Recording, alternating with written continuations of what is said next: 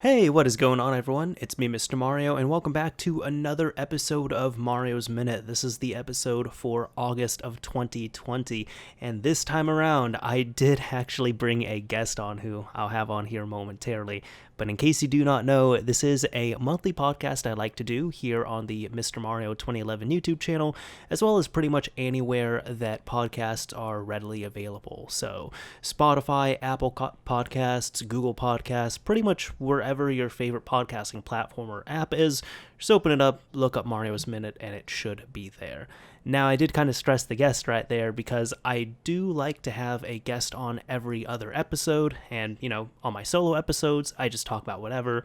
On my guest episodes, I talk about whatever with a guest, and I had a really good streak going on for a while, but unfortunately, last month I did break that, and that was completely on me, just scheduling and such, and, just being a bit too busy. But either way, I was able to get a guest this time around, and you know what, I guess I've been teasing this too much here. To my guest here, who the hell are you? Hey, Danny, thanks for having me on. My name's Colton. People on the internet might know me as TheOnlyZoltan, but who am I kidding? Nobody knows me on the internet. Yeah, it's a pleasure to be here. And you know what, Danny? I think getting me as a guest, who am I kidding? It doesn't make up for you not getting a guest last month. But No, I'll do what I can. no. I'll do what I can. No, dude, it does. I didn't want to talk by myself for 3 months in a row.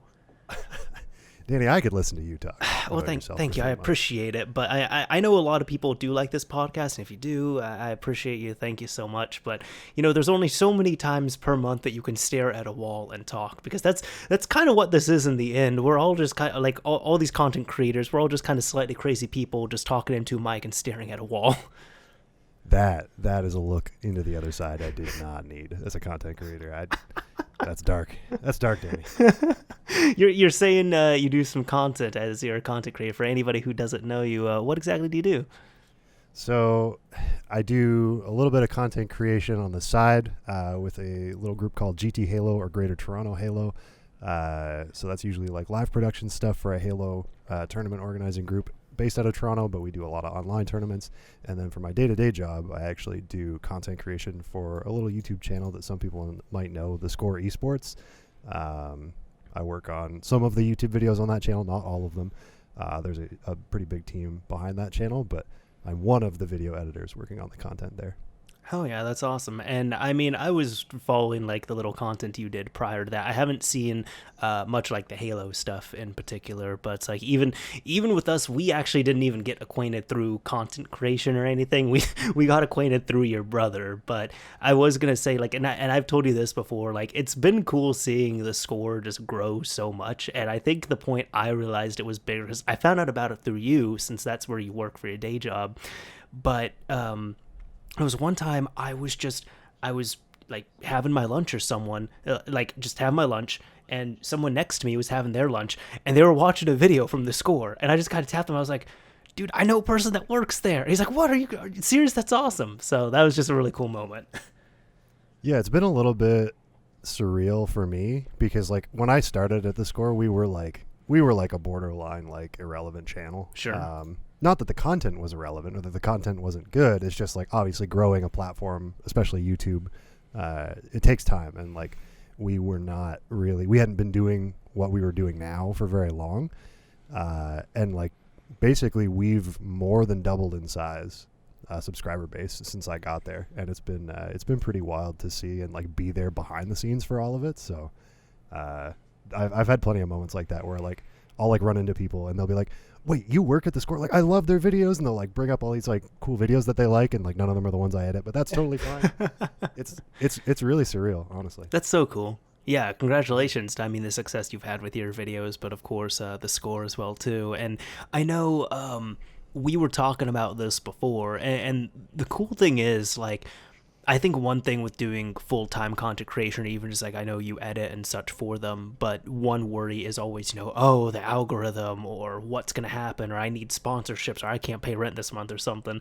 And I love the setup that you have, because I know we talked about it, and it's very much like you are hired in as an employee at this corporation, you're editing, and it's very much like, okay, like my job is to get this edit done, do it well, get it out there, and if the video does astounding, awesome. If it fails, well, guess what? what, like the topic wasn't right, or there was an algorithm issue, or didn't get pushed out, or the people should have titled it better, or the SEO was bad, or what have you. So it's kind of just you get your own thing where it's like, hey, I'm doing this, I didn't fuck up my own role right here, I'm all good, y'all are the ones that messed this up.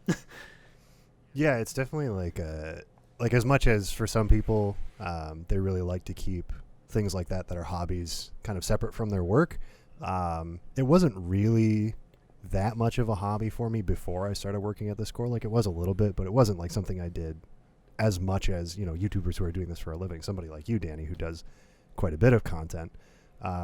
So for me, it was never like this thing where it's like, oh, I'm really invested in like making this successful, like monetarily.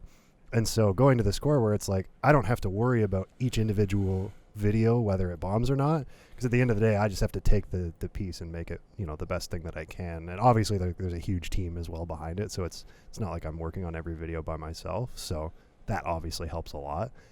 But it makes it really easy to just focus on the edit. And I don't ever have that sort of thing in the back of my head that's like, oh, but you got to play to the algorithm and you want to make people happy. It's just like, I just look at every video as like, oh, I just want to edit the best video I can. That's awesome. And then I know that it's really nice too when you can have like a catalog that you can reference, be like, yeah, I got all these, and kind of like, I don't know, a little mini resume in a way where it's like, yeah, they did this well and blah blah, and this is how this looked and all this other stuff. So that's really cool to have as well too in your catalog. Absolutely. Yeah, like having an actual string of professionally made content now that I can point to and say like, hey, I made that, I was part of this team that did that, here's what I did. Like, I've learned quite a bit from the process as well. It's a lot, it's a lot safer to do that working at a company like The Score than it would be for me to try to just kind of jump in on my own, try to do this full time and absolutely hope that I can make enough money. Yeah. Which, I mean, let's face it, is really hard to do. It can be difficult. And even like if people see like, oh, this is, this channel, this stream is generating a lot of money. It's like, oh, there's a lot of time that goes into it, and maybe it's not enough for things. Like I myself, just to clarify for anybody who might be listening, like I don't do this full time. I've been saying for years and years, like YouTube is a paid hobby for me. That's how I classify it. But for me, I like that because I've had like one sponsor before in the past, and it's very much a thing of I don't have to rely on, oh, this weird wallet that's made out of metal is going to help pay my mortgage, or I gotta shill these earbuds, or I gotta pretend I like this app or something. I'm just like, no, like literally my last, my only other sponsor really of significance that I had was, there was a gentleman, Toxin1, who he wanted to sponsor and provide a mod chip for this video for me to make a tutorial on, and I just kind of did whatever the hell I wanted to for the ad read, and I even put shirtless photos of him in there, so I could just do shit like that. It's great. But if my video does super well, awesome. If it doesn't do that good, I'm like, okay, that's fine, I don't really depend on this, so on to the next one. Yeah, it's definitely a much healthier place to live, like in a mental headspace. Because hell yeah, like for every YouTuber that I've ever heard talk about the process and like the stress that goes into it, I'm just like, I don't want that. That sounds terrible. Truly, it does. I mean, it's also a very like first world problem to have as well too. But at the end of the day, problems are problems. So. Yeah, definitely. Yeah, man. So one thing I want to kind of talk with you and to explain to other people, how do we know each other? Wow, this is something that's actually kind of popped into my head over quarantine, because obviously we've had a couple of chances to connect over this whole COVID situation. Absolutely. And I was thinking to myself, I was like, this is kind of a really weird. I think I was trying to explain to somebody else, because I had been chatting with you, and then I was having a conversation with somebody else and was trying to explain who I was just talking to, and I was like, this is kind of a really strange situation. It's like Danny was this guy who was like a friend of my brother, my younger brother, who's 2 years younger than me. Yeah, and that's Tan Squid or Payama, who he does. He's done content. He does really great music. He's actually been a guest on a previous episode of Mario's Minute, if anyone wants to look him up. But yeah, and so like obviously me and my brother go way back. Yeah, I would hope so. We've been brothers since the day he was born, and so Danny was a friend of his that played video games, and like I had like kind of heard his name and like heard about him But like he was just, to me, he was just like a friend of my brother's. I never really like looked him up or anything. And then I remember actually looking up your channel at one point. I'm trying to remember what year this was. This would have been, it was before we had ever talked, but I remember my brother specifically mentioning your YouTube channel and that you did YouTube. And I was like, oh, okay. I was like, well, I don't know anybody that does that. That's kind of cool. And looked up your channel and saw your videos. I was like, man, this guy's like it's pretty serious. I was like, I didn't expect that from some, random friend of my younger brother. I was like, this is pretty serious. Holy.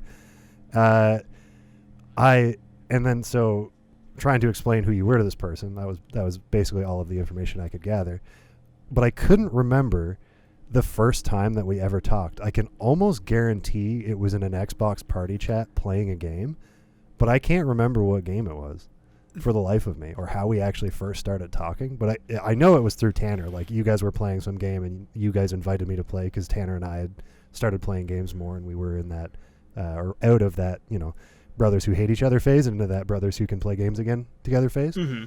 By the way, did that happen with you all when you moved out?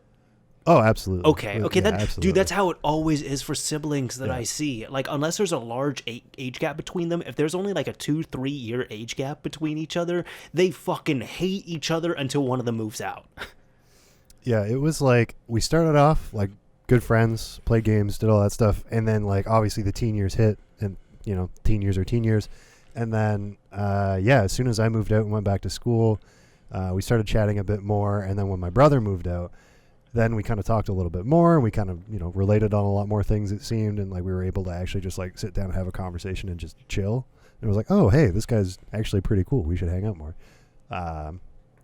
So yeah, after kind of that phase, us starting to play games together, obviously you guys were still playing games together.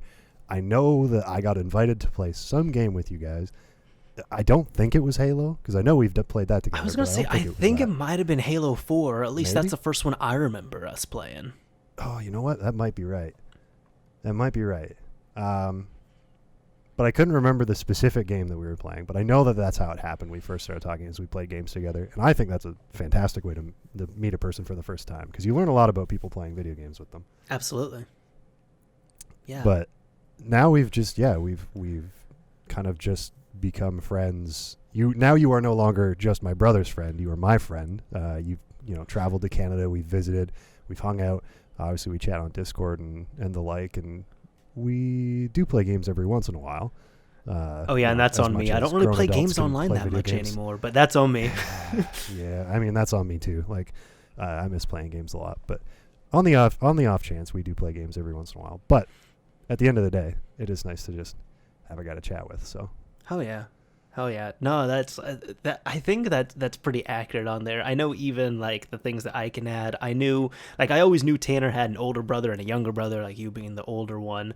And then when I went up to Canada to visit him, did you ever see the videos that I had done where I was like visiting Tanner, and like I went to your parents' old house and stuff? Wait, you did videos while you were in Canada visiting Tanner? Yeah. And you did videos in the house? Yes. Yeah. I knew your younger brother saw them because he had like commented that he was a little disappointed he didn't get to meet me. But yeah, like I actually like went to your parents' old place and I met both of your parents. And then like your mom was like, both of them were chill, of course, but your mom was super chill. And she was like, oh, wow, I'm kind of, you know what? To be honest, I'm kind of happy you exist because like Tanner was always telling me about you. And I'm like, oh, okay, sure. And now it's like, oh, you're here and you're a real person. Oh my gosh, that is very stereotypical mom behavior. Oh my god, that's perfect. I'll make fun of her for that one. That's good. No, I haven't seen these videos, and I'm actually I can't believe nobody told me. All right, dude. After this, I'm gonna have to link them to you because they're still up. Yes. But yeah, I'm so excited. There was that, and then I knew like we'd play games together, but then it just got to the point where like. I think for a solid few months, almost like every night, you, Tanner, and I were talking on Discord. And then like it got to the point like, because it was the last time I came up to Canada, but the second time I had seen him, that was for your wedding that you invited me to. So I came up, and then like I got to see like all the family, like every family member ever, and that was really cool to see. And then like I was thinking about this today, like kind of leading up to this conversation. I'd spent, and I didn't mind because I was like, I want everything to go fine, but I'd spent a lot of the time at the actual wedding like helping out your parents and moving things to and from places. Yeah, like that was very unexpected. I mean, like you were kind of just like hanging out with me and Tanner, and obviously Tanner being part of the wedding party and me obviously being part of the wedding party. Obviously. Like you kind of just get, when you're hanging out with us, you kind of just get roped into stuff because you're close to the action.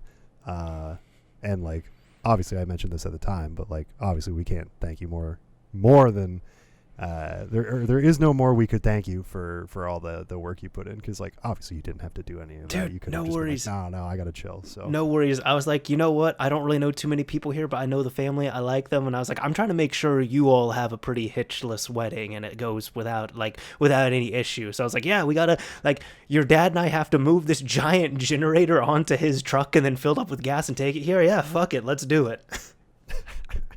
Yeah, it was that was a time and a half, but yeah, definitely getting to actually like hang out with you in person, because I had never met you before that. I knew Tanner had met you, but obviously you being not immediately adjacent to me here in Canada, it was nice to actually be able to like sit down with you in person and have a conversation and be like, oh, this is literally just Discord without the microphones and headphones in front of us. This is nice. Absolutely. Yeah. And it was, I think one of the best things with it too is because Tanner was the first person I'd gone out of my way to meet up with offline. And the thing I always tell people was like the first time I did that, because now I've met more people, including you, but like more online friends offline. And the thing that happened with that, I remember, was like the first like 30 minutes Tanner and I met each other, it was just awkward. Like we couldn't, because all of a sudden like there's no screen, there's no mic, it's just like us and real people there. So it was hard to even like make eye contact. But then after 30 minutes, it was perfectly fine.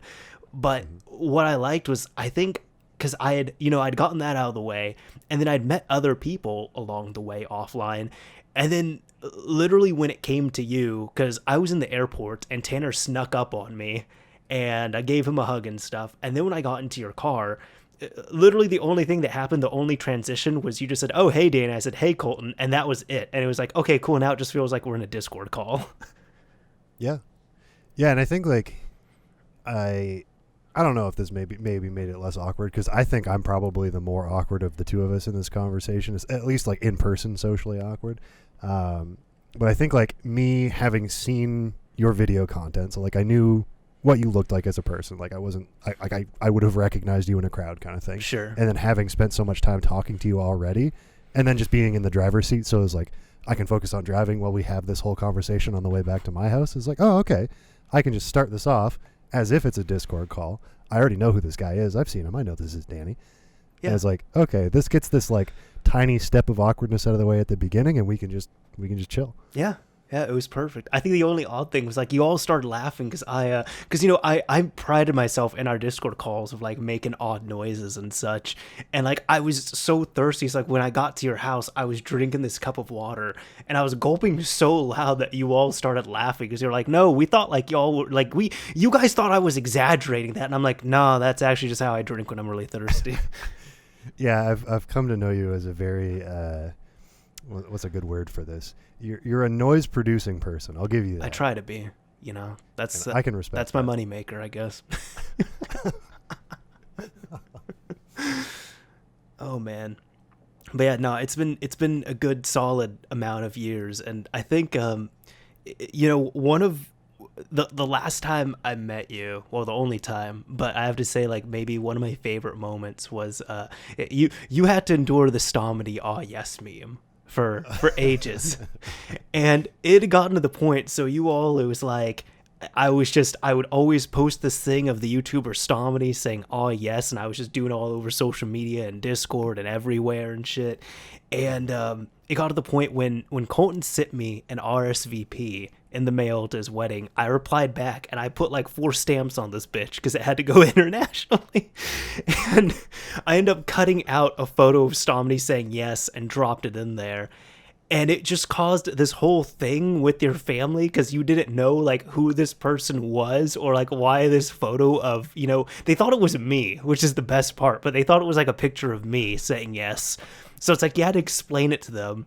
But like literally the first time I ever talked to Colton's wife, she looks at me and she's like, "Wait, are you Danny? Oh my God, that meme you sent was so funny." And people at the table are like, "What meme? Meme? What are you talking about?" So I bring out my phone, I pull up the video, and you just hear, "Ah, yes." And people are like looking at it and laughing. And Tanner just dies laughing when he hears that. And then you just look so confused because all of a sudden you're hearing this offline. You're just like, "What? Daddy!" You just yelled about it. That was, oh my word. Yeah, the Stomedy, I said this before, but the Stomedy season of the Danny anime has been probably one of my favorites thus far. That arc was incredible.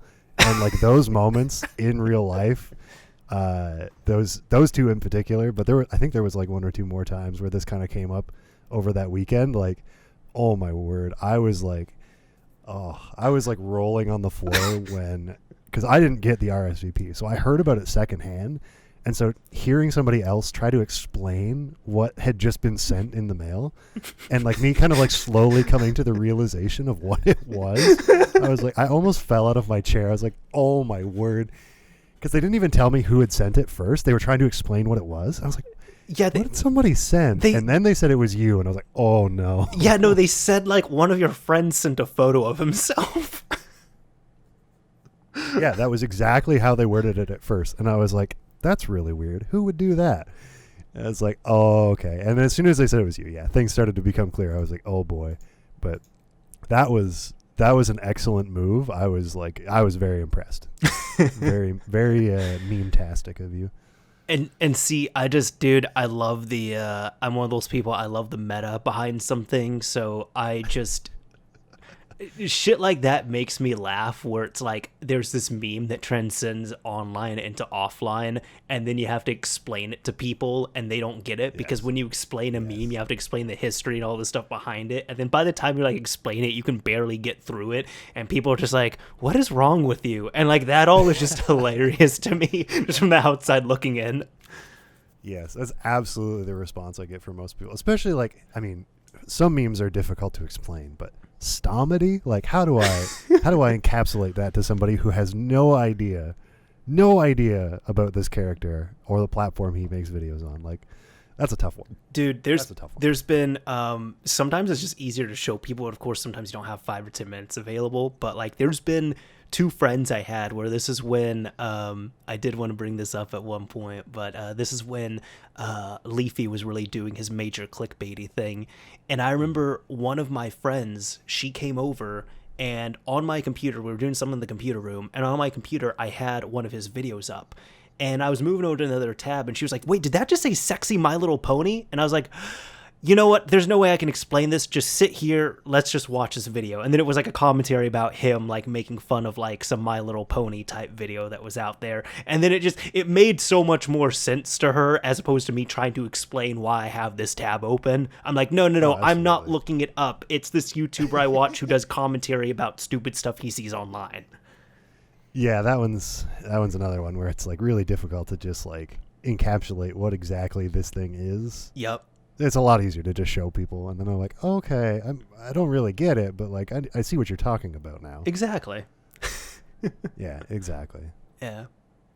Actually, that was you know what, this works. I wanted to talk about this, but I know you watched you indulged in the Leaf Man for a bit, didn't you? Yeah, there was a period of time where I was keeping up with old Leafy. Yeah.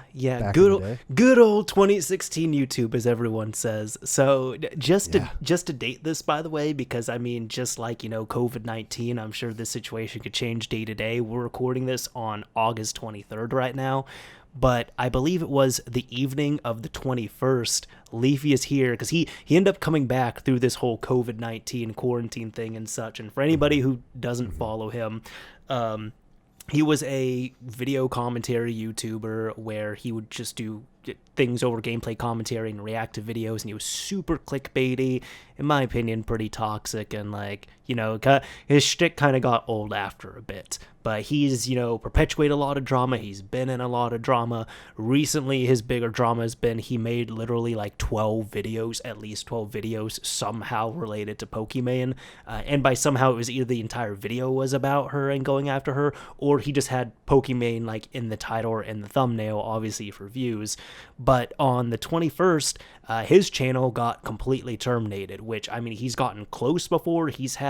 I think the closest he's ever been is at one point he had 2 community guideline strikes and 2 copyright strikes on his channel at the same time. But because he didn't have 3 of either, he was still okay. But either way, he ended up just getting straight up terminated here. And did you hear about this at all? I definitely did. As somebody who's kind of in on a lot of the streaming news thanks to my job, this was kind of something that got brought up. So I heard about it basically right when it happened. Okay, yeah, actually that does make sense. Yeah, literally for your job you'd need to know, at least to a degree. Yeah, no, what have your thoughts been on it? I mean, Leafy has been an interesting one, because I think when I started watching him back in 2016, I really only started watching him out of like a curiosity about the internet fascination. I was never like, ooh, this content sounds really good. It was just kind of like, everyone is talking about this guy and I have no idea why. And I was like, okay, like what? Yeah. Like, what is this? I think I found him originally through either I think it was the Kids That Hack series that he did. Because before he did like the reaction videos, he used to just tell life stories. Yeah. Yeah, I remember that series specifically as well. And like for a little while there back in 2016, like I watched, I don't think every video, but like a good chunk of them. And a lot of it was just like putting videos on in the background. Yeah, like, they all start to blend together too. Yeah, especially later era Leafy, a lot of that stuff just really blends together. But I don't know, like his content was all right for a little bit. Like he was kind of funny sometimes. He's definitely made me laugh before. And then his content kind of started to fall off, and I just kind of stopped watching him after definitely after 2016. And then when I saw him come back with this kind of H3 drama that was going on, that was hilarious. And I was like, okay, this is where Ethan was saying that he would love to see if Leafy could exist in this environment. Exactly. It was like the perfect situation for Leafy to just be like, I'm just going to poke my head in, make a few funny jokes. People are going to lose their minds because I still have this, this cult following that really, really like me. It was kind of this like perfect little pop in. I was like, hey, that's pretty good. Nice work, Leafy. You managed to do something timely and not overstay your welcome with this stuff. And I was like, that's cool. And then he jumped on the Pokimane bandwagon, and I was kind of like, some of the stuff I get it. Like some of the stuff that he's bringing up, I'm like, okay, like some of these are fair criticisms. Like, and I don't think I've watched any of the videos that he's made about Pokimane, so I've only heard it, most of the stuff summarized from other sources. So like, I can't really speak to exactly what he says in the videos, but some of the stuff are fair points and like are things that Pokimane probably could have addressed better at some point, or maybe hasn't addressed at all. Now she has done a whole video where she kind of walks through everything, but I don't know. At that point, it just kind of seemed like he went a little off the rails and was just maybe not off the rails, but he was either just trying to see how far he could push it, or he just kind of like wanted to make the content, and he was just like, whatever, like he's not really worried about his YouTube channel anymore. Like if it gets canceled, it's whatever. Or he was like, well, how far is YouTube gonna let me go? Either way, like I don't know, none of it was like particularly like good content, I don't think, and I don't think it was really necessary content. It got a little bit over the line, I think. Well, clearly YouTube thought it was over the line, but I don't know, I thought it was kind of like a pretty, I don't know. It wasn't the end to the Leafy YouTube channel that I was hoping for, with how timely and kind of what's the word I'm looking for? How tactful his like comeback seemed to be with just like the quick little H3 pot shots. Mm-hmm. I was kind of hoping he would be a little more tactful with it, but I guess I guess that was a little too much to hope for with the Leaf stick.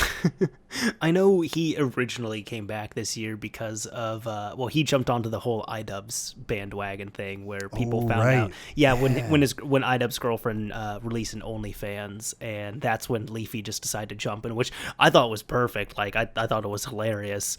But yeah, he did that, then he was kind of coming back, and I will say, to your point, I don't. He had a really big apathetic shtick going on with his channel, and I think a lot of that was an act. Where I think it was like, I know he was having more fun with it. He was getting more dedicated, doing a video a day, like near the end there, and I'm sure he was having fun. But he was also, of course, making money from it. But he had other. He was making money off of YouTube while he was off YouTube as well. Either way on that though, I don't think it was a thing of I don't care about my channel anymore. I think he definitely did care, but he was just perpetuating that apathetic thing of, oh, I don't care, it doesn't matter, which is just kind of it's a dumb, annoying teenager shtick, in my opinion. Yeah. A lot of teenagers are just super apathetic. It's like, yeah, no, don't just put that shield down. It's fine. You care. It's okay to care. All right. But no, I know with it. What was it? I think I saw all the Pokimane videos except the last one he did, the very last one, which I was told there was, like, I don't really want to describe it because I didn't accurately pay attention. I was cooking food on the side while it was playing, but I was told there was a very questionable scene at the end that YouTube probably took action against. Either way on there, he was definitely milking that for all it was worth, and, like, most of his videos weren't even directly about her. They either kind of mentioned her or, like, he had a video where it was called something like Pokimane is gone, so I teach you how to make money.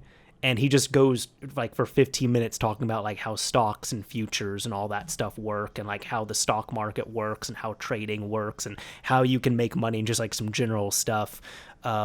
He had another video where he was just he was laughing about like a previous thing where he did where it was completely unrelated. I think this other video, it was just called like she's gone, see ya, lol, something like that, and it of course had a thumbnail of Pokimane, and it was just him for like 5 or 6 minutes talking about like some of the really cool friends he made on YouTube coming up, and like what they could have done better, like how he's proud of them or what have you. So I think with that, it's completely valid to say it was incredibly misleading content. A lot of people, like when it comes to YouTube, there's a lot of clickbait on there. And a lot of people think clickbait is against terms of service when it actually really isn't, to my understanding. It's misleading content. So something like that where you are, you're mentioning Pokimane, you have her in the thumbnail, all this stuff, and the video is not about her, not even mentioning her, not even hinting at all. That is 100% misleading, because people are clicking thinking that is what it is, but it's not that even in the slightest. But then, of course, because he kept using her name over and over and over and over and over and over, I believe that's what got him the termination against really like bullying and harassing and such. Mm-hmm. Yeah, like when you try to make that many videos back to back about somebody, like there's almost no situation where I can imagine where it's like you're making that many videos pointed at somebody and it's not that. Mm-hmm. Like, I don't know. It was just a little much. It was, it was a lot of much in my opinion. But I think it's even one of those things too. Maybe the only thing I'd really kind of question on that, because with the way it is, how do I say this? YouTube has not liked Leafy, and they've made it pretty abundant. I know these are all kind of like allegations on here and such, but it was just when we saw his channel, like if you track the metadata of it, when you saw Leafy's channel really have a big hit and downfall and it wasn't recovering, that didn't look normal. That looked like there was something like a switch that was flipped behind the scenes in a way. When YouTube brought up their bullying and harassing guidelines, if you look through them, there is an example of what you can say against creators if you're critiquing them and what you can't say. And one of the examples is something like you can't just like keep making fun of their looks. So an example of what is not allowed is someone like saying, oh, look at this person, they're a gremlin. They look exactly like a gremlin. Look at this person, they look exactly like a gremlin. And when I saw that line, I was like, that is Leafy right there. That is like a direct reference to Leafy, pretty much saying like his type of critique of people would not be allowed. So there's that. And I know this is the whole kind of allegation part, but back around 2016, 2017, because that's when Leafy's channel was really growing a ton, like an exponential rate. Apparently, there were some internal emails between YouTube that were leaked out, and they were kind of saying, like, this dude is out of control. And I have said this before, this is years ago on the channel, but like, when YouTube was like, when Leafy was really, really getting big and going after all these small creators and such, YouTube was a bit more of a negative place for a bit. Like, everything was cringy. Everything was just like, you could come under fire for anything. You could be made fun of for anything. And it wasn't a healthy environment to be in. So there's a lot of people that look at this with nostalgia glass on and think that was such peak YouTube. And it really wasn't. It was pretty toxic YouTube, in all honesty, back then. And if you disagree with me, it is what it is for anybody who might be listening, or even you, Colton, if you disagree. But I know back then, apparently YouTube was, if these leaked emails are correct, they were trying to just find a way of like, hey, like, we can't terminate this guy because he is so big that we're going to face major backlash. But like, how do we stop? Like, how do we get this to stop? Like, how do we get this to stop? Because we can't keep fostering this. We can't keep allowing it. Like, none of us are okay with this guy just taking over YouTube. And it puts YouTube in a really tricky spot, because the people on their platform aren't really loyal to the platform. They're loyal to the creators on the platform. And so Leafy's audience had gotten to the point where like they had to do something, but their hands were tied because of how big the audience was. Because yeah, like you said, like anything that they did, they were going to get the backlash from that audience, because that audience is like, well, we like this creator. We don't really care about you, YouTube. We like this creator. And that becomes a real problem, because like you said, like I wasn't really that plugged into like the YouTube sphere at the time. Like, I watched videos on YouTube, but like I wasn't really plugged into kind of like the greater kind of goings on behind the scenes with like creators or like communities or anything like that. And so like I didn't really see a lot of the impact that Leafy's community had. Mm-hmm. But like, even for me, I could see that they were a pretty negative group of people. Like, it's a pretty clearly like a group of people that are going to go out and make fun of people and kind of take jokes a little bit too far, and like, they're that people. And like, not that all of them are, but generally speaking, that was kind of the culture that got fostered. Yeah, I agree. The group of people. And so yeah, it becomes really tricky, because it's like, you have to do something, but what do you do? Mm-hmm. That's exactly how it is. And like, I think kind of leading up to that, though, the only thing I kind of question, come back that with YouTube, is with Leafy's newer videos, like the new stuff he was uploading this year, he had videos that were age restricted, and he would reach out to YouTube and they would un-age restrict them. Or he had videos that got community guideline strikes, and he would dispute them and reach out to YouTube, and they would give his videos back. And it's not just with the Leafy, it's with all of these examples that I've seen. I know another example is another creator I've had who was in the modding community, and he still has, I think he's taken another hiatus, but his name was Skulator, and he was known for doing PS Vita modding, PS3 modding, Nintendo Switch modding, and he had fought like something like 20 strikes. Like, he would get a strike, community guideline strike, he would dispute it, he would, the appeal would go through, successful. And then, he ended up getting, all his strikes, which terminated his channel in the end.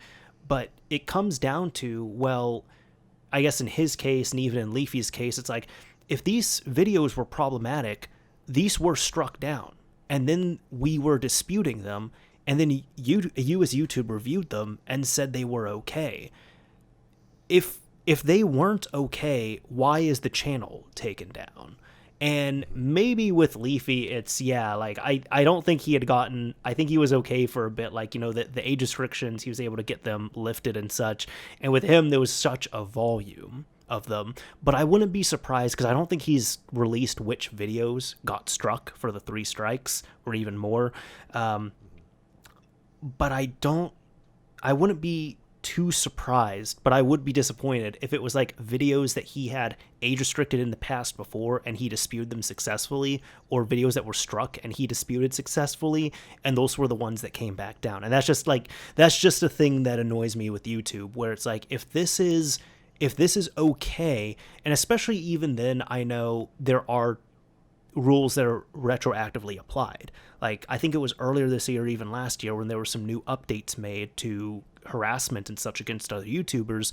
That's when the content cop against Leafy ended up getting struck down. That's when there was a big video against H3H3 that got struck down as well too.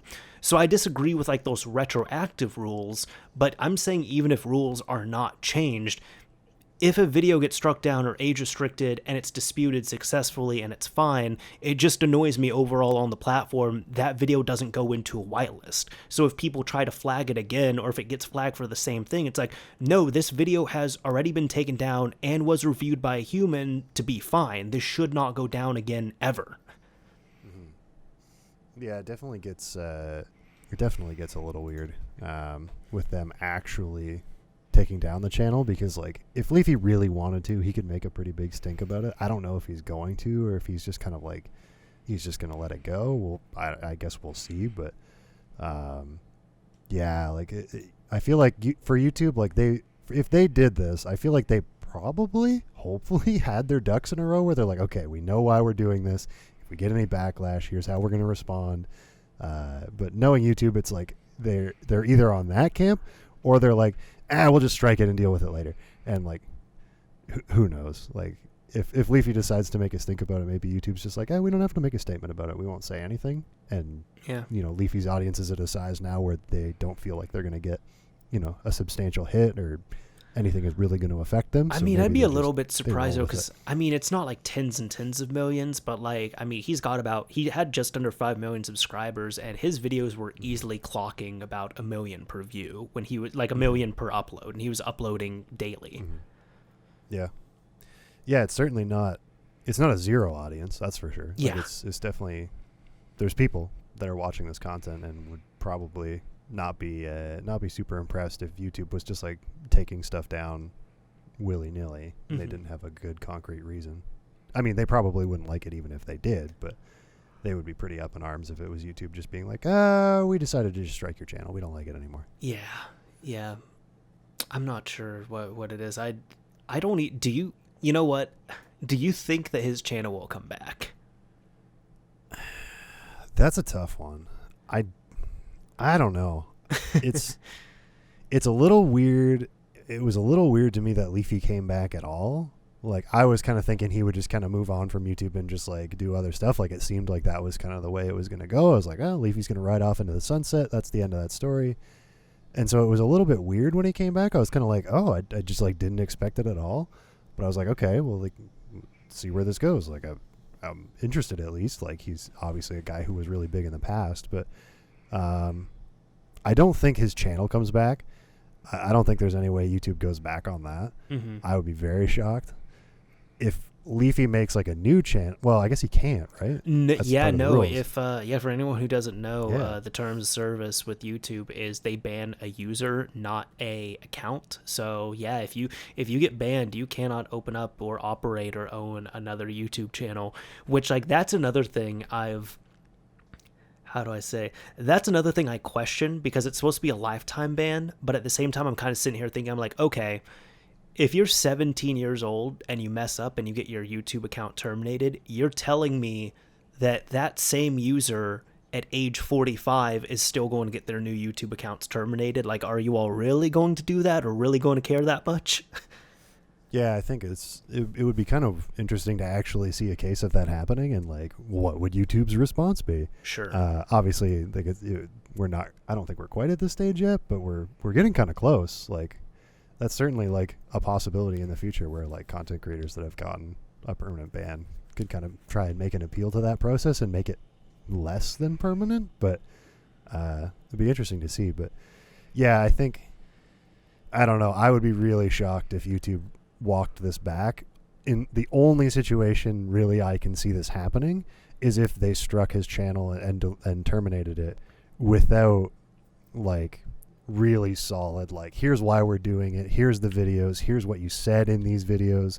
But YouTube isn't really known for releasing that information. No, they don't. So like, really, at the end of the day, even if they didn't, they can kind of just like hold their cards at their chest and be like, yeah, we had good reasons. Yeah. And they don't have to say anything. I mean, I'm even thinking as well, yeah. too, like, I don't think his channel, like, the original Leafy is Here, I don't think that channel will get back, just because it's not only the Pokemon thing. Even if you excuse that, it's like, you know, some of the other videos he said where some of them have been kind of vicious. He still has his old backlog of videos that had issues as well, too. And then I'm even thinking, like, he indulged in, like, some Gabby Hanna drama for a bit, like 2 or 3 videos where it was like he was just directly with the harassment guidelines, like he was making fun of her nose a bunch in there, and it was a big giant meme. So even with, like, they could even point to that where there's like, well, that's one solid strike right there, and then you had 2 or 3 videos about her, and we can cite what exactly you said there. He had many reasons for strikes on his channel, I'll say that. Yeah, as much as like, so like Leafy obviously puts out the persona of not caring. As much as he actually cares, he cares. I don't think he cares enough to fight YouTube on this, because I don't think this is a battle that YouTube's gonna let slide super easily. Like, if Leafy were to clap back and be like, "Oh yeah, well, I want my channel back," like YouTube would be like, "Okay, try." Like, put the effort in and see if you can make us give you your channel back. But I don't think Leafy would go there. Well, that's why I said that kind of leads me to why I said that the whole apathy thing is a shtick, because I had seen he did an interview on Drama Alert about it, and he did sound concerned. He was like, "No, I'm upset about this. I'm annoyed. I am trying to get my channel back, but I can't contact anyone at YouTube and blah blah blah." So it's like he did. In short, like, yeah, in his videos, he made it seem like he didn't care and screw this website and all that. But, you know, that was something huge, a big part of his life that he built up. And, like, there's nothing wrong with caring about that. Like, that is huge. Like, to grow something out of nothing and have a 5 million subscriber channel get terminated all of a sudden. Like, yeah, I think most people would be pretty damn upset about that. But yeah, it just depends on, like, if he can get a hold of like a YouTube contact, or if he could have someone do an extra review, or see if it could be escalated, or even if he wants to get, like, I don't know, get a lawyer involved and see if his lawyer can push on YouTube a little bit for that. He definitely has the means to do it, and I feel like he's going to try, but I don't have high hopes he'll get his channel back. No, definitely. Yeah, I would agree. Yeah. Oh, well. One other thing, you know, not YouTube related, but I guess maybe kind of drama related, I wanted to ask you about on here. This whole Fortnite versus the world, it seems like. Have you followed this at all, where they've been delisted from not only Apple but from Google, and now there's lawsuits that are opening up and such? Well, I have followed this fairly closely, because we actually did a video on this. We did a video on this over at the Score Esports, which oh gosh, my memory is actually failing me. I don't know if I edited that one or not. Oh my god. I probably did. I did. I'm sorry. I did. No, you know what? I did do this video. Damn it. Okay. I did. Yeah. Okay, so you're prepared, but I'm not. I didn't see that video. I knew you all made it, but I didn't watch that one. That's okay. There's not really, I mean, it's like a news video. So we basically just like talk about the stuff that's out there, and like, it seems like you clearly have like paid attention to what's going on. So I've tried to, at least. Yeah, for anybody who hasn't followed, and correct me if I'm wrong, but for anybody who hasn't followed, save Fortnite, obviously, Fortnite Battle Royale, huge game. What happened is, you know, it's on pretty much every device, every platform out there, and on Apple, this is just like the Apple App Store and just the Apple Store, for example, it's just standard. There's a 30% cut. So any sales you make off your app, they take 30%, and that also includes in-game purchases. So what Fortnite did, which I believe they're doing this to disrupt everything, is they decided to build into their app, hey, if you pay through Apple Pay, you can pay $10 for this amount of coins, or you can pay us directly, and get the same amount of coins for $8. So of course people went with that, and Apple snapped. Like, they, within I think like 1 or 2 hours, they took down the Fortnite app, and they said, we're going to work closely with Epic Games to make sure that we can get this back and we can come to an agreement. But the issue is they went against the terms of service. They signed it. They knew it. I mean, they're a big corporation. They have an army of lawyers for this. But Apple was saying, look, like, we didn't want to take it down, but they broke our agreement that we had.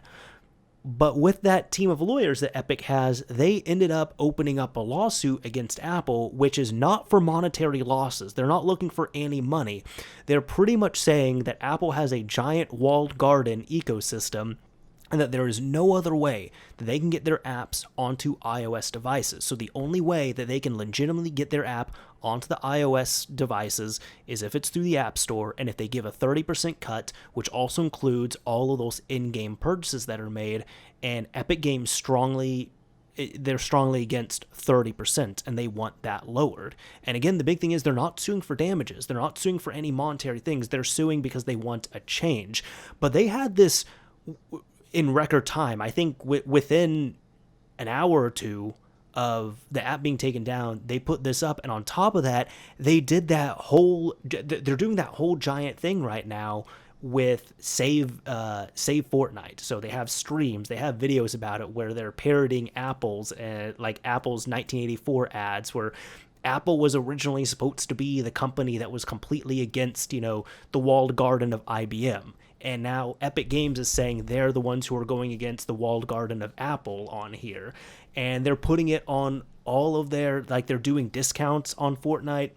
They're putting the messages all over the game as well too, and saying that we have been blocked off of every single iOS device. We're not available on there. Like, they're really bringing all their guns out. But this was an extremely coordinated effort on their part.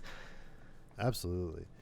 Yeah, this is one that sparked some interesting debate among some people that I work with, and like, I'll say this: like, I do really appreciate actually the people that I work with, because there's a lot of diverse opinions, and it gives me a lot of kind of points of view on some of this stuff, which has been nice, because it keeps me from just being some idiot sitting alone in his ivory tower thinking he knows things. But this one has been really interesting for me specifically, and I feel like I have a lot of thoughts about this one, because there's a lot of angles, and I think looking out into like the social media sphere, I think a lot of people see this very tightly from their own angle and aren't seeing the big picture. And I think it's going to be it's either going to be a lawsuit that shifts things really, really drastically, or this is just going to like disappear and nobody's going to care. It's going to be one or the other. This isn't going to be like, somewhere in the middle. Like, it's going to be on one end of the spectrum. The one side that kind of I wasn't really paying as much attention to, that other people clued me in on, is that Epic Games clearly had this marketing campaign ready. Yeah. Like, Absolutely. The lawsuit wasn't filed. Like, Epic Games filed their lawsuit like right afterwards. They released the video content right afterwards. Like, obviously all this stuff takes months to create, and so obviously it was prepared in advance. So it's almost kind of like they baited Apple into this. They were like, we know you're going to do this, so we've got all this stuff ready. And Apple, obviously, they're a big corporation. They're a little easier for companies like that to predict. So obviously Apple is like, well, you're going to do this, we're going to take you off your store. Like, this is what we're going to do. And obviously, like, Epic Games on their end, they're sort of, I don't know, the manipulating might be a bit strong of a word, but they're really trying to leverage their fan base, especially with Fortnite, because Epic Games obviously has done a lot of other stuff, but obviously Fortnite is their, the thing that most people know them for now. And they are definitely trying to leverage that to try and, put as much pressure on Apple as they can. Yeah. Which in and of itself isn't really a good look. It's like, oh, you're trying to kind of, again, manipulate isn't exactly the right word. It's a little bit too strong, but they're trying to kind of push these younger aged kids and teens who maybe really don't know a whole lot about what this lawsuit's actually about and aren't going to look into the details, but say, hey, we want you on Fortnite's side, because you like Fortnite, right? You want to play Fortnite on your Apple phone. We know you guys all have Apple phones anyway. Like, we want you to play the game too. We're the good guys here. And Epic Games, especially them not suing for money, is trying to paint themselves as the good guy, which, I mean, of course you do. You're in a lawsuit. You want to be the good guy, which is partially right, but it's partially not, because at the end of the day, they want an ecosystem in which they can make more money. So like at the end of the day, they are kind of suing for money, but just not directly. So it doesn't look as they don't look as much like this, big corporation trying to make more money. But at the end of the day, that's what they're suing for. Like, they want the opportunity to make more of your money, which isn't necessarily wrong, because I think their argument is right. Like, Apple obviously has built this walled ecosystem. That's not good either. The only other side to them using their fan base, and this is something that's kind of been in the back of my head for a while, because I've heard people kind of talking about this, being like, I don't really like what Epic Games is doing. And I'm like, you're kind of right, but Epic Games and Apple are both big companies, but the scales to which they are big are completely different. Epic Games is valued at somewhere in the neighborhood of $17.3 billion, a lot of money. Epic Games, clearly not a small company. Apple's net worth is $2 trillion. Jesus Christ. Like, those numbers are not even in like the same universe of big. $2 trillion. Apple, the first company, if I'm not mistaken, to be valued at $2 trillion, which is unfathomably large. So as big as Epic is, like, Apple has enough money that they could buy Epic and not even notice. Like, they could just, like, if this was a thing that they could do, like, obviously there's a lot more complexity to just buying a company like this, but they have enough money that they could just buy Epic and make their game exclusively Apple, or just like make Fortnite disappear. Obviously they wouldn't do that, but that's the kind of scale of money that they have. And so Epic is just trying to win this lawsuit, or kind of get their advantages in this lawsuit wherever they can, because they're clearly the underdog here. Like, they're clearly somebody who does not have the same kind of monetary business leverage that Apple has. And it's really, there's a lot going on there, and it's super interesting. Yeah, and it's so funny even saying that they're the underdog, because even though, like, billion versus trillion, that's a big difference. Like, Epic is not a small indie studio that's running out of, like, someone's garage. Yeah. Like, it's Epic Games, and they don't just have Fortnite, they have all their other games, and they have the Unreal Engine, which even another thing with it as well, too, which this I completely disagree with. So again, we're recording this on the 23rd. I don't know how soon this is going to change. I hope it changes for the better.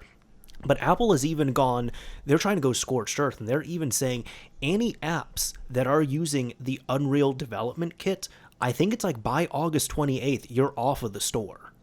Mm-hmm. Yeah. They did say that. So. And I think not Unreal. I'm thinking of the dev kit. I believe Epic Games, they are opening up like a second suit, and they're trying to bring that here sooner, because it's like, whoa, no.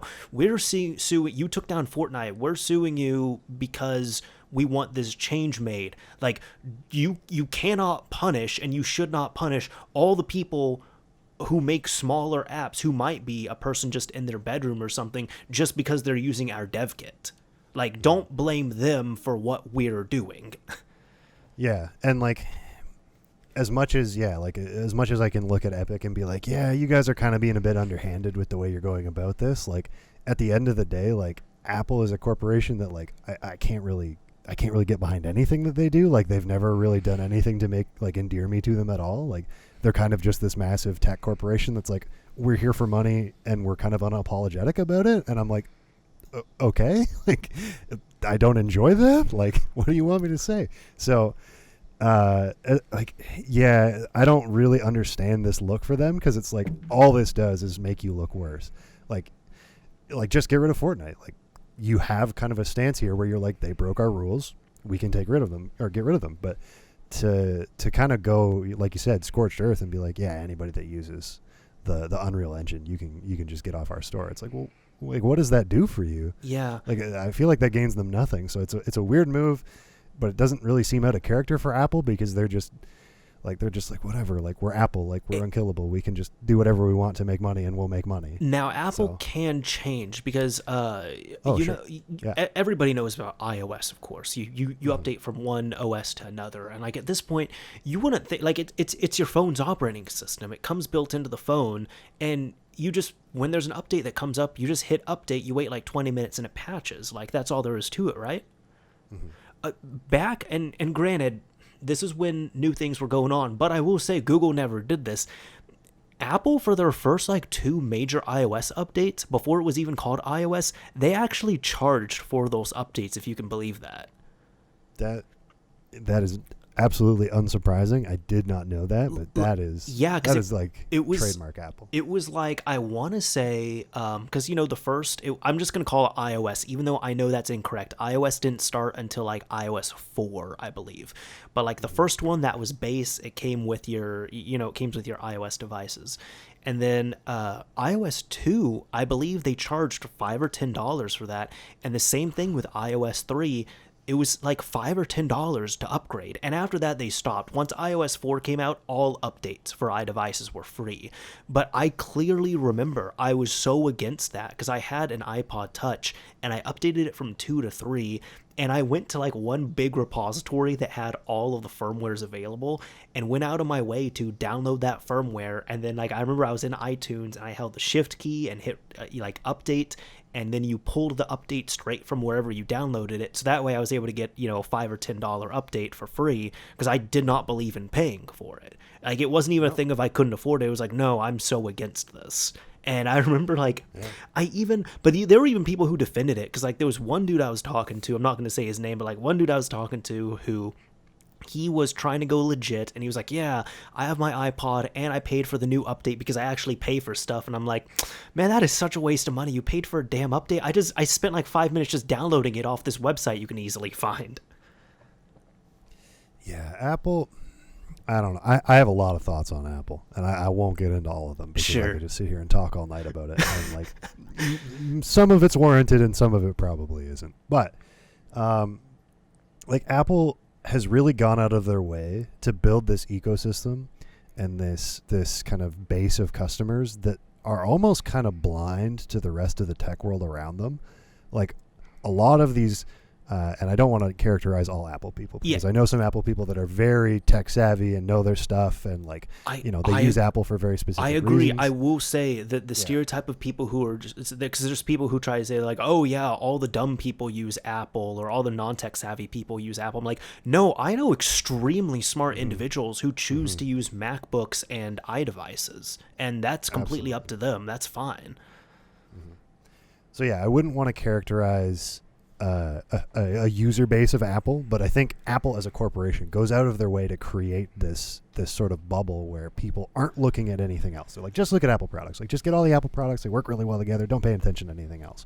And people just sort of forget what's going on in the rest of the tech world when it comes to like phones, when it comes to computers, tablets, watches, whatever. And they're just like, oh, Apple's just doing it the best because that's what Apple's telling me. And it's well, you're not really seeing the whole picture because like clearly looking at some of these devices on paper, it's like, well, you're just not getting the same bang for your buck. Like, I don't understand what you think here, but people just like, oh no, Apple. Mm-hmm. And Apple charges these exorbitant prices there's been times where they kind of lean away from this, but there's times where they really lean into it, where they charge this just like insane amount of money for devices, like whether it's phones, computers, whatever, devices that are like just clearly not you're just not getting the hardware that you're paying into. And it's like, oh, but you're paying into the experience of Apple. And I'm like, well, like again, like Apple just hasn't shown me that they're giving me anything that PC couldn't give me. Again, it's not only the experience as well, it's even the status too. And that's more of like the simplistic side of it. But there are people who literally said like, I don't want to get an Android device. I know it might be better, but the Android device doesn't have the little Apple logo on it. And to anybody who thinks I'm making this up, I'm not. I know somebody who has straight up said that. That is a true story.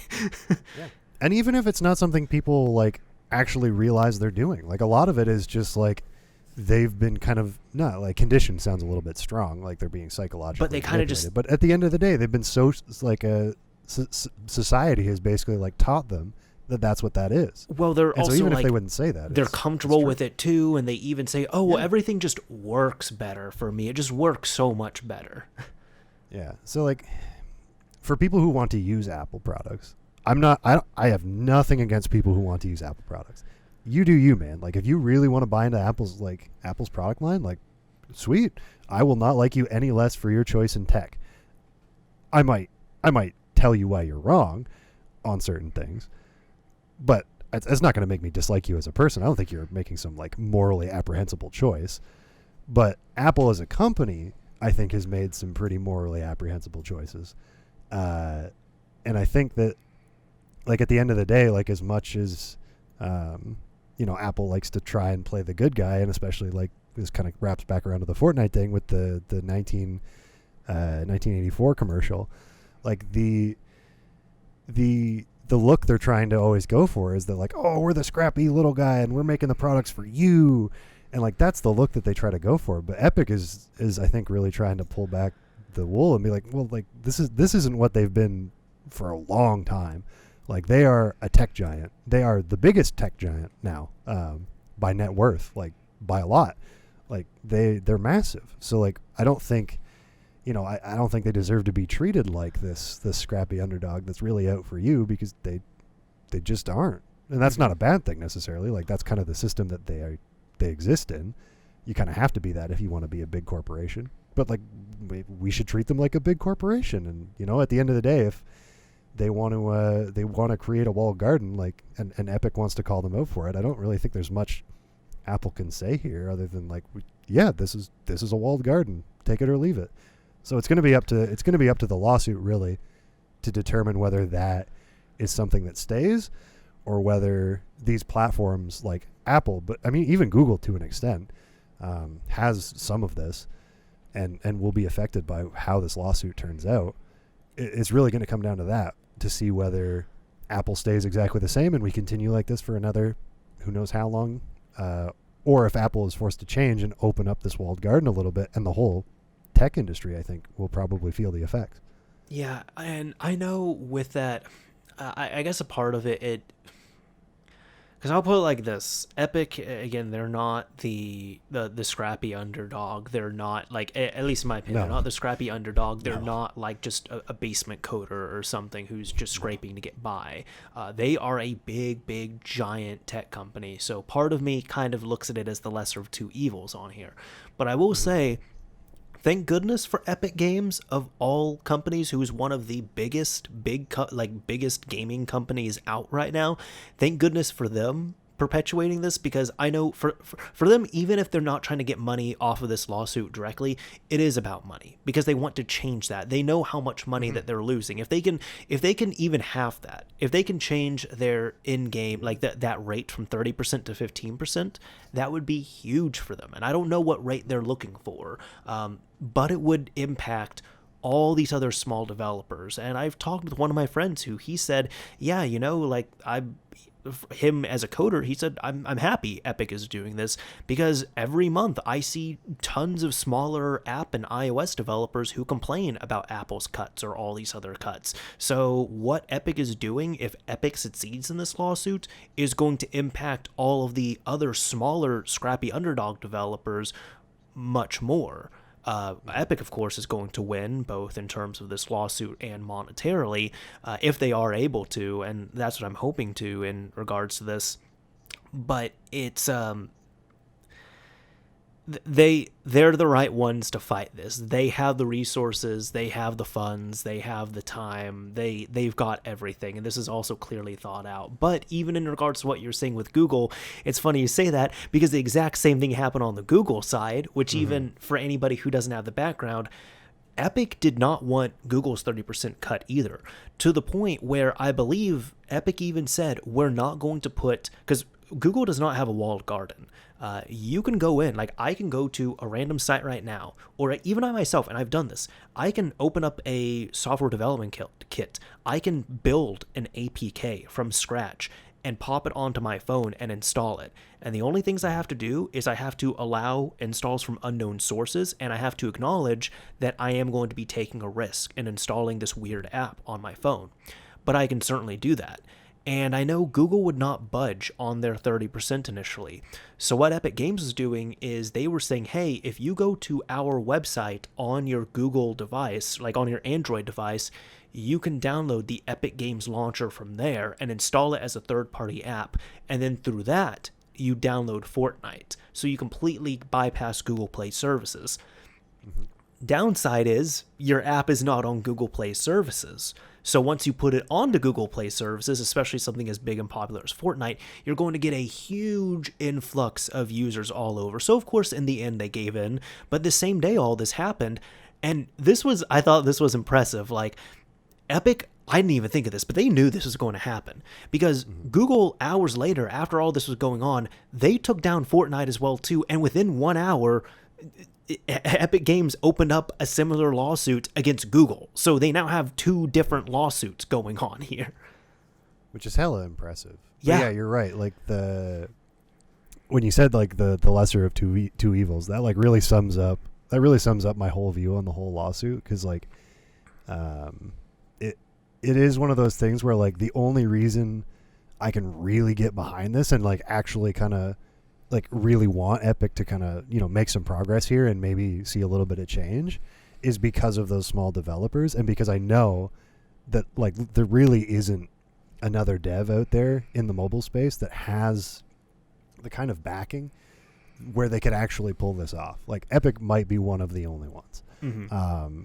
And so, at the end of the day, yeah, Epic's going to see some blowback or some positive income from this, which at the end of the day, like, that's fair. Sure. But the real like positive here, I think, is the smaller developers that are going to see a really like noticeable increase for them in their ability to make revenue off of apps, because it's obviously not something that's easy to do at all. So that's really the big positive, right? Like that's the thing that I think people should be focused on, is not like Epic versus Apple, but this is really devs versus Apple. Yes. Like what how devs are treated in the Apple ecosystem, and what is really fair for them and what should they be getting, because I think that's a question that's worth answering. It's not just Fortnite and Epic. Which of course they want to make it about that, but yes, yeah, because it's sexy, it's cool looking marketing, it's save Fortnite, it's trendy. Yeah, exactly. I do have one question for you though, because I'm not sure how I feel about this, but this is also a stance I've seen as well too. It's if Epic Games is against Apple and they're against Google, they need to be against all of the retail giants, because PlayStation, Nintendo, and Microsoft, all these places, it's unanimous across all platforms. They all have a 30% cut. So Epic Games is dealing with the same thing on the PS4, on the Xbox One, and on the Switch. So, yeah, it's kind of gets tricky. And obviously, like, I think if you were to really sit down and have a nuanced conversation with the CEO of Epic Games, Tim, I think he would probably have some problems with basically all of those kind of. He did have more of a justification for those, and he said it more comes down to the hardware on there, which I don't know. I don't know how I feel about it. Yeah, and having gone kind of more in depth into the lawsuit than I think I would have had this not been part of my job. I think they only really wanted to go after Apple. Like that was really their only intended, like, hey, we really want this lawsuit. But they had that Google one in the chamber just in case. And yeah, the Google one, and like going into them, they're very different looking lawsuits. Like the one against Apple is like, hey, your whole ecosystem is not good and like is clearly non-competitive, and like here's all these problems. The one against Google is more very specifically targeted to Fortnite and like what Google is doing with Fortnite from what I've read. So it's not quite as like widespread and like, hey, here's all of these changes and these things that are, against that are breaking antitrust laws that we think are breaking antitrust laws, and these things that are, like blatantly non-competitive and that are kind of like very, negatively impacting the the sort of digital economy that you're creating here. And so I think the way that they feel about Apple specifically is a little bit stronger than all of those other platforms. At least from what I've gathered. Tim might disagree with me.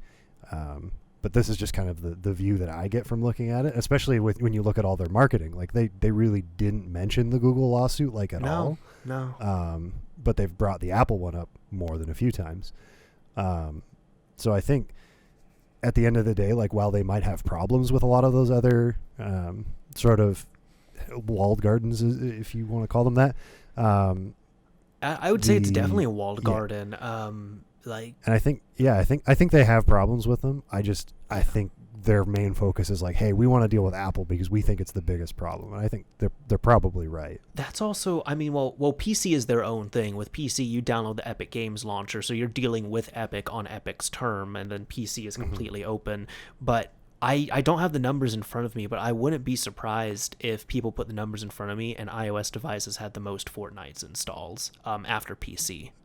Probably, yeah.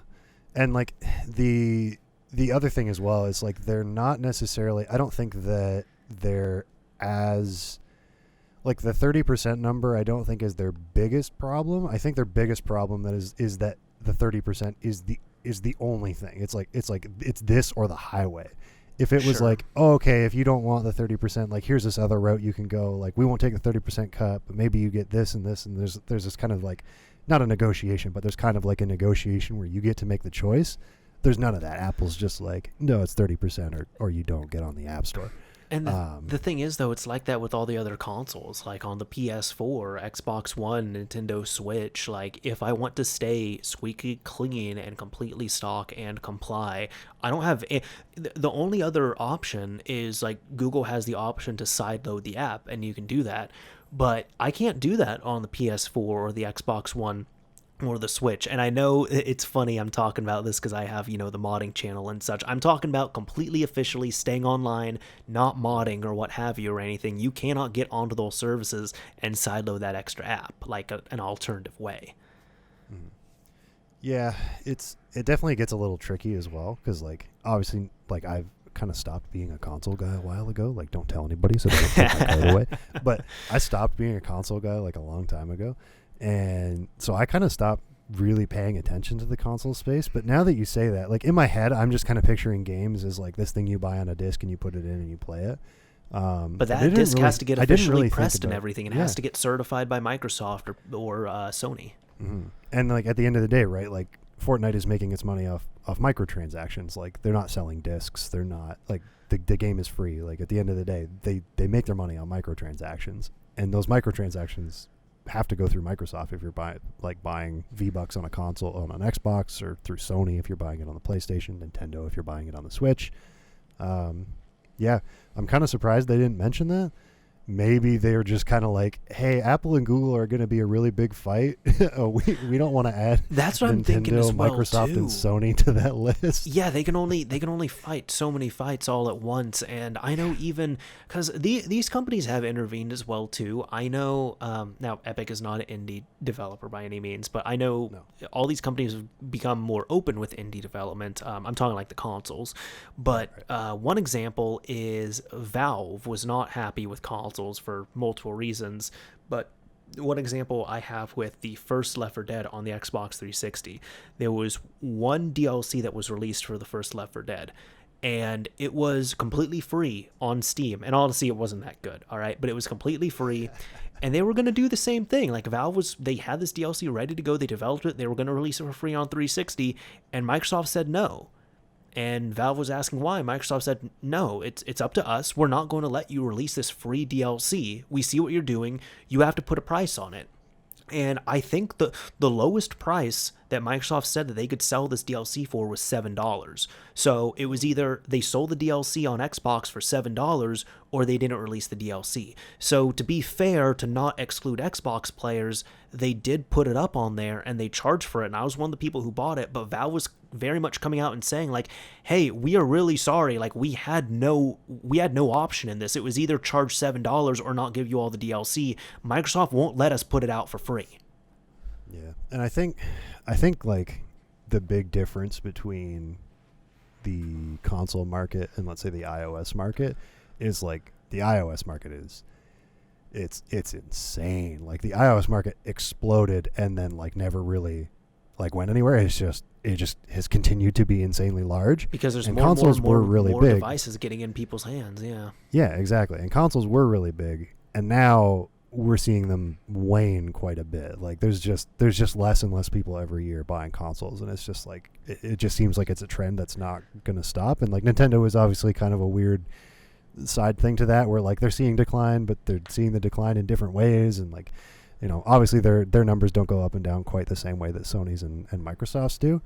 But at the end of the day, like less and less people are buying consoles, I think, now than maybe, I don't know, let's say like 10 years ago. Sure. Like it's clearly not a number that's growing in the same way that Apple's numbers are growing. So for a company like Epic that's looking at, you know, where their V-Bucks money is coming from, I would imagine most of it's probably coming from iOS. That's probably where their money is coming in from. Because like I wouldn't be surprised. I'm sure PC. I wouldn't be surprised if it's like iOS devices and then PC and then like everything else. Mm-hmm. And maybe they're just looking at like that big number from iOS devices coming in every month, and they're like, "Oh my God, 30% is a lot of money that we're not getting." Yeah, yeah, exactly. So for them, it's probably just a priority of numbers, not necessarily of them saying like, "Oh, we're okay with all of the way all of these other companies are treating us," or like and any other developer. Because yeah, I would agree. Like there's you know, there's plenty of those practices going on at every tech giant, but for them, I think the focus is size at this point. Absolutely. Yeah. So I don't know where the hell that's going to go, but I guess we'll see. We just have to wait for that to unfold. Yeah, it is going to be as much as like the marketing is like, oh, Epic versus Apple, like it seems like it's this really like climactic, like things are going to happen and it's just going to be done. Like this is going to be a very long legal process. Legal stuff, there's a lot of checks and balances, but legal stuff is slow. It is really slow. Oh, yeah. I will say though, I guess coming out of this, like, because I would like that rate to be lowered. We'll see how much it is. But I think the big bullshit thing here is taking off any apps that are built with UDK. Like, no, absolutely not. I am completely against that. Don't punish those other people just because they're using UDK.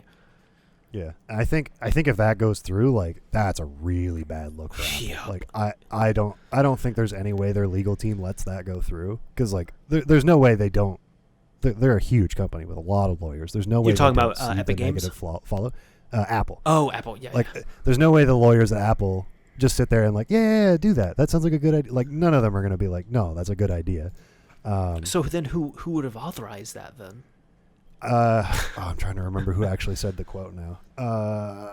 It's not coming to my head. Because it like was somebody Apple it's not a lawyer like at did Apple. come like they are the ones, they warn developers like on the developer portal. They're just like, if your app is built with UDK, you will be kicked off on August 28th. I believe that was the date. Yeah, I think you're right on the date. But yeah, it was not an Apple lawyer who said it. It was a spokesperson for Apple whose name is escaping me. Yeah, I would be surprised if they actually went through with that and didn't walk that back, because like again, like there's no gain for them, and it just only makes them look worse. And then the people who are looking at this case down the road, if they do that, are going to be like, well, this is, you know, they're clearly going to like lean in Epic's favor, because it's like, well, clearly you are trying to like stamp out the little guy and clearly just like, you know, extort them for money. So I don't know. I think there's no way they let that go through. If it does go through, which like obviously is bad for the developers in the immediate future, if that goes through, like I would be shocked if this lawsuit does not immediately start to swing in Epic's favor. Mm-hmm. Jeez. But yeah, it is going to be a long process. So I would not expect to see anything even remotely resembling sort of like resolution for like the foreseeable future, especially with COVID-19 going on. Agreed. Like, there's not going to be any sort of speed to this at all. Yeah, agreed. Oh boy. In I guess more positive news. So I've mentioned this a bit before on here, but I've got 2 younger brothers, and just to avoid saying, you know, older, younger, and younger, I'll just refer to them as older brother and younger brother. But in short, I got to see them again here recently, and they got their first own like PCs for the first time. Like they very much had like shared PCs before, but they had like phones and iPads, and they got their own laptops for the first time. So that was a real fun time setting that up.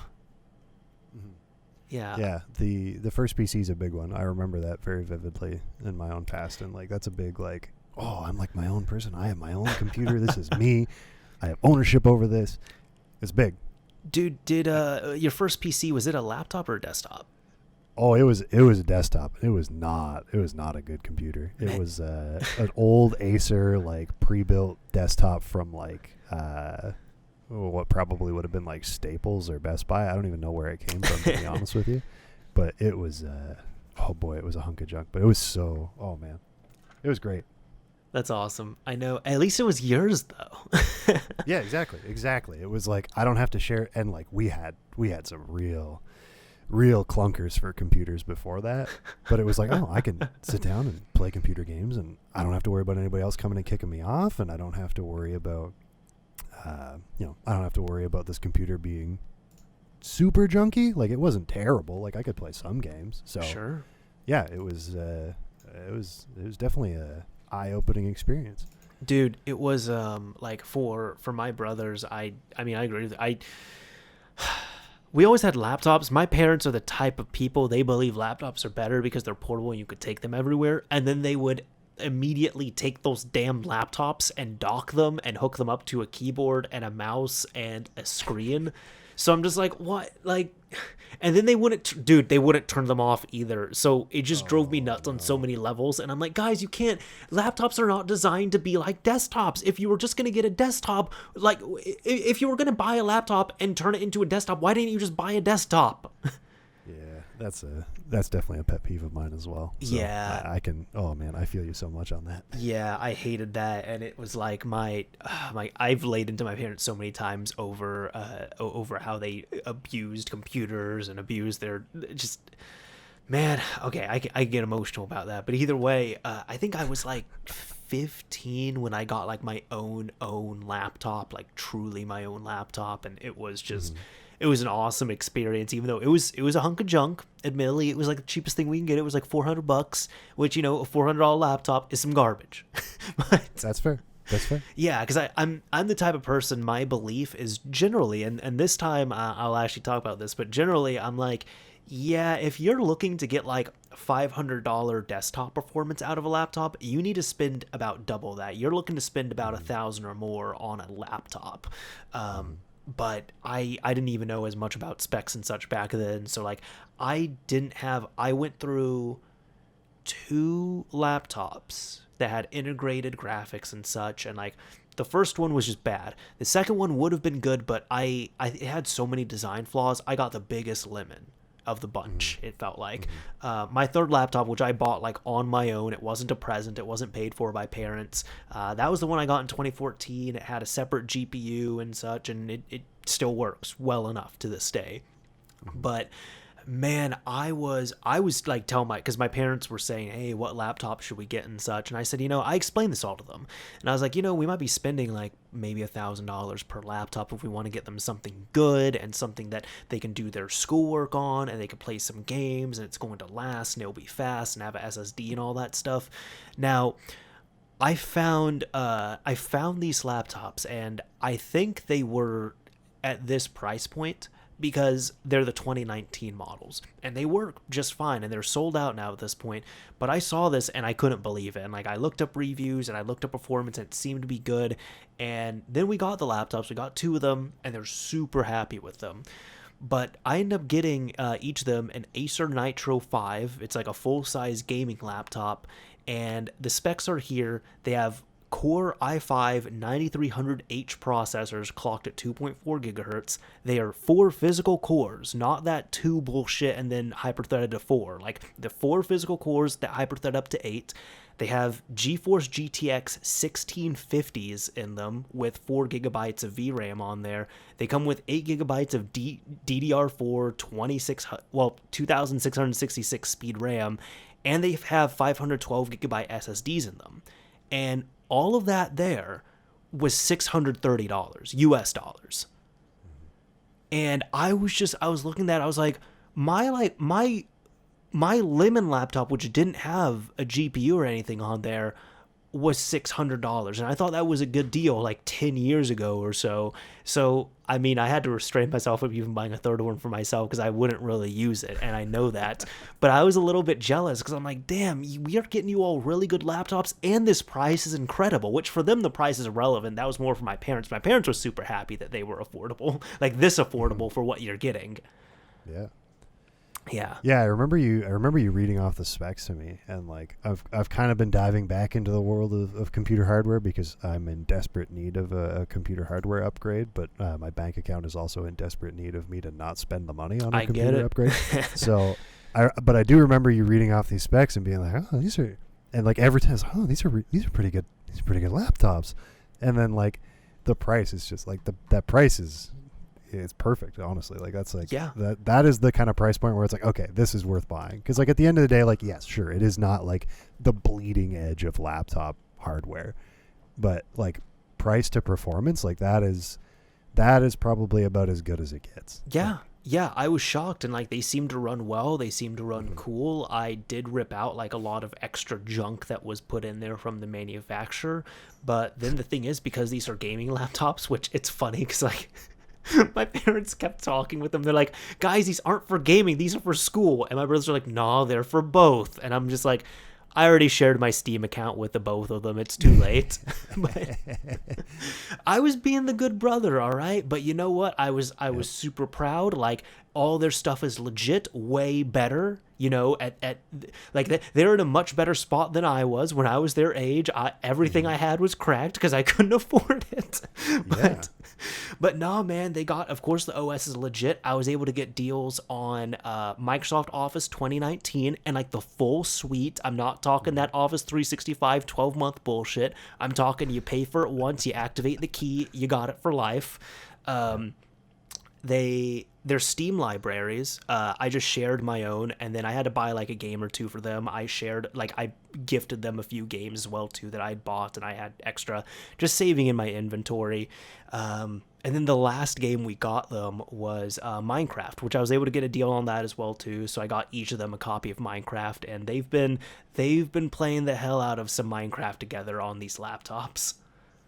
Yeah, honestly, for like the games that they're going to be playing, like that's perfect. Like you definitely don't need to like overblow a lot of the hardware for Minecraft Indeed. Or Fortnite or anything like that. And I think the most intense game I've seen either of them playing was Fortnite on there. Yeah. But dude, some of the stuff has kind of hurt a little bit. Like one of my brothers downloaded Gary's mod, and hold on, let me just I just gotta look this up real quick. All right, so it's even gonna hurt to say, he fired it up, and then he was telling me, he's like, hey, so I downloaded Gary's mod, and there's something wrong with it. I was like, what do you mean? He said, well, the graphics are like really bad. I was like, whoa, did it look like corrupted or what? He's like, no, it just looks like a game from like 2007. I was like, dude, because it is. And he was just like, oh, okay. I was like, yeah, dude, no.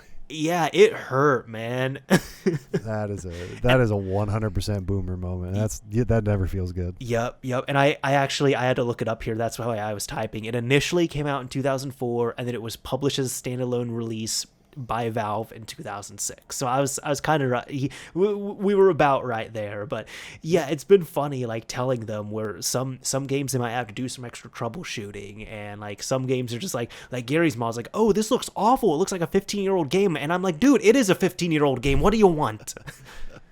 Yeah, you can't win everything, you know. Sometimes if you want to play old games, they're not going to look perfect. You can't expect that. Exactly. But yeah, I got that set up for them. I had to, the downside though with this, the younger brother, he's good. As in, he's not at my level of like technical stuff, but he's interested in tech, and he's the type of kid, if he asks you a question, like perfect example, he's like, hey, how do you get Fortnite on the computer? And you tell him you download it through Epic Games Launcher, he figures out the rest of it. part of it is just him troubleshooting. Part of it is like he actually Googles and he knows what to Google and he figures it out. And then he tries to go even further. So he will tweak graphic settings. And then he's like, you know what? I want to make a Discord account. All right, I made the Discord account. I want to make a Discord server. All right, well, there's some games I want off like Origin. So I'm going to make an Origin account and log in there. So he'll do all that. While it's like my older brother, he's not as into technology and it doesn't interest him as much. So he kind of wants to like sit it and forget it and just easily access it if need be. But dude, it took one day, right? It took one day. I don't know what I was helping them with, but I was helping them with something. And I looked inside of the downloads directory of the older brother's laptop and saw like 5 weird EXEs sitting in there smiling back at me. Oh yeah, that's yeah. You hate to see that, honestly, on a computer, especially a new computer, dude. Yeah, and then I fired up that Revo uninstaller, and I saw like 8 new applications that I couldn't recognize. And then I was asking him, and he was getting kind of flustered. He's like, I don't know. And then like we had talked about like no one was in trouble, but we were talking with like my parents, and you know my mom is trying to tell them like, dude, stop freaking out about it. You messed up. Okay, that's fine. Now you need to sit with your brother. He's going to tell you what you messed up, how you messed up, and he's going to teach you how to fix it. You don't get flustered. You don't get angry. You use this as a learning opportunity, all right? Like, I am much older than you, and when Danny tells me that I messed up with something, sometimes I take notes, so I make sure to not do that again. But you need to use this as a learning opportunity. But yeah, I had to go through that Revo uninstaller. And I brought up my younger brother's laptop as well. His was fine, which I was very happy with. But I was like, I'm going to have both of you go through this. And I had them go through like the antivirus scan. I had them go through Malwarebytes. I showed them how to use this. We had to clean up 10 pups off of the older brother's laptop, which wasn't that bad. But I'm just like, dude, whatever website you went to for these, you don't go to that website again. You don't download weird EXEs. And then I think the funny thing with all of it was my parents were saying, they're like, hey, dude, don't show them how to like, don't show them any of the cracked stuff that you used to use. And I was like, don't worry, we're fine. All their stuff is legit. The older brother messed up on his own, all right? He didn't need my help. Yeah, having had like plenty of those like pretty similar experiences, well, I can definitely relate.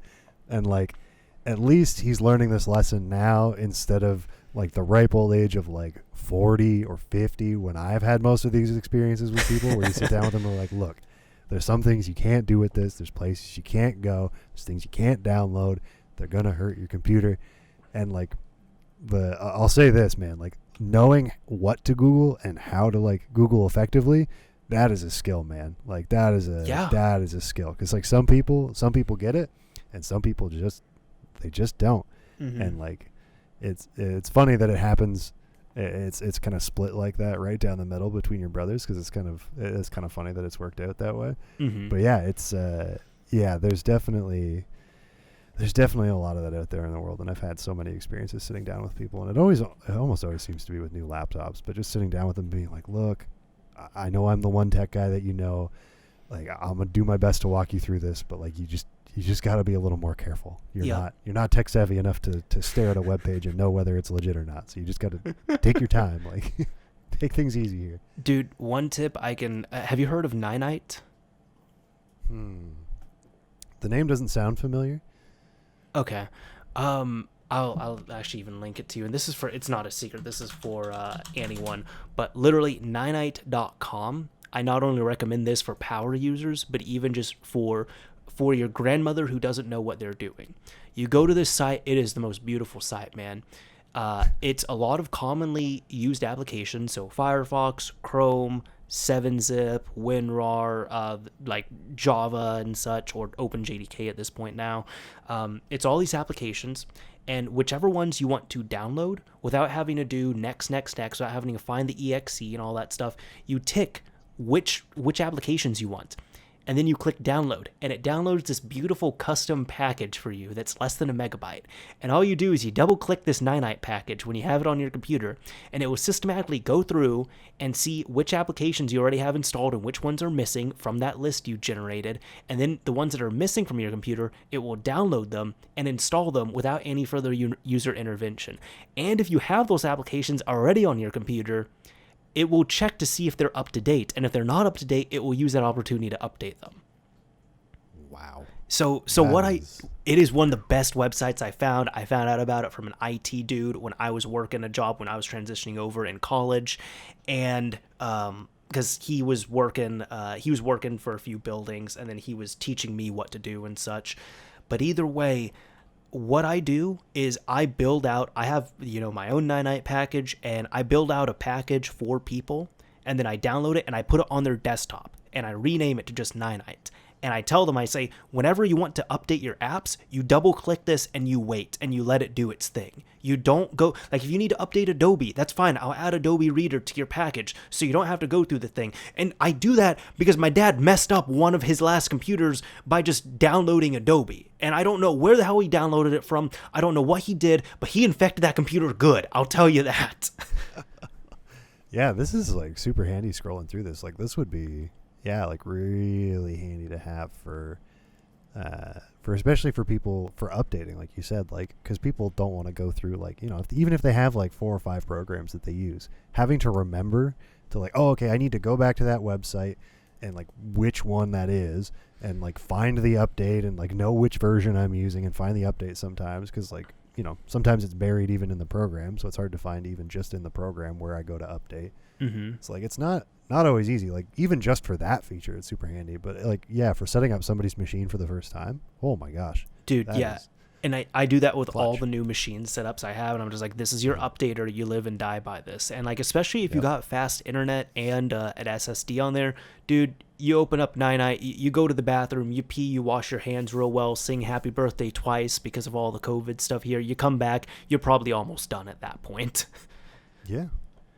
Yeah, it's definitely not really that involved. Like it just kind of lets you like click a button and do your thing. Oh, it's beautiful. So that's one thing. If you've gotten this far in the podcast, congratulations. I recommend 9-night for everything, man. It's great. Man, I love conversations with Danny because like without fail, you always introduce me to this cool tech shit that I'm like, oh, I didn't know about this. Like this is a really cool, handy feature that seems I would have never run into without having conversations with you. Like Winderstat was like something that I only figured out from you. I told you about Winderstat. I don't even remember. Yeah.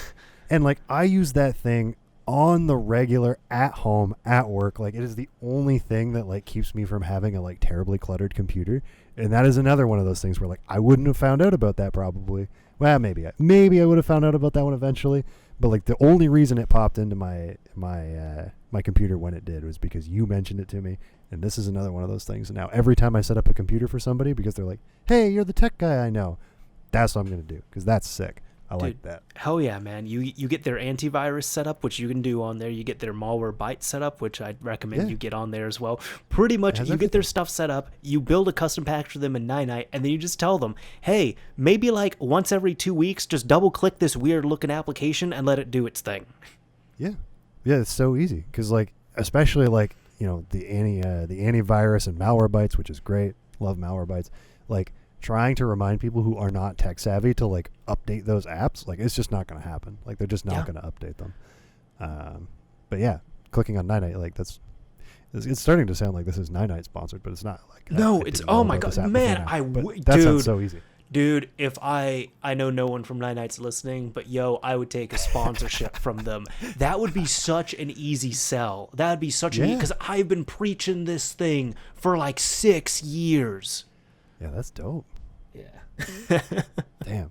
Well, this has been like, man, even just for that, like now I'm glad I chatted with you because now I know about this cool thing that I'm going to use every single time I set up a new computer.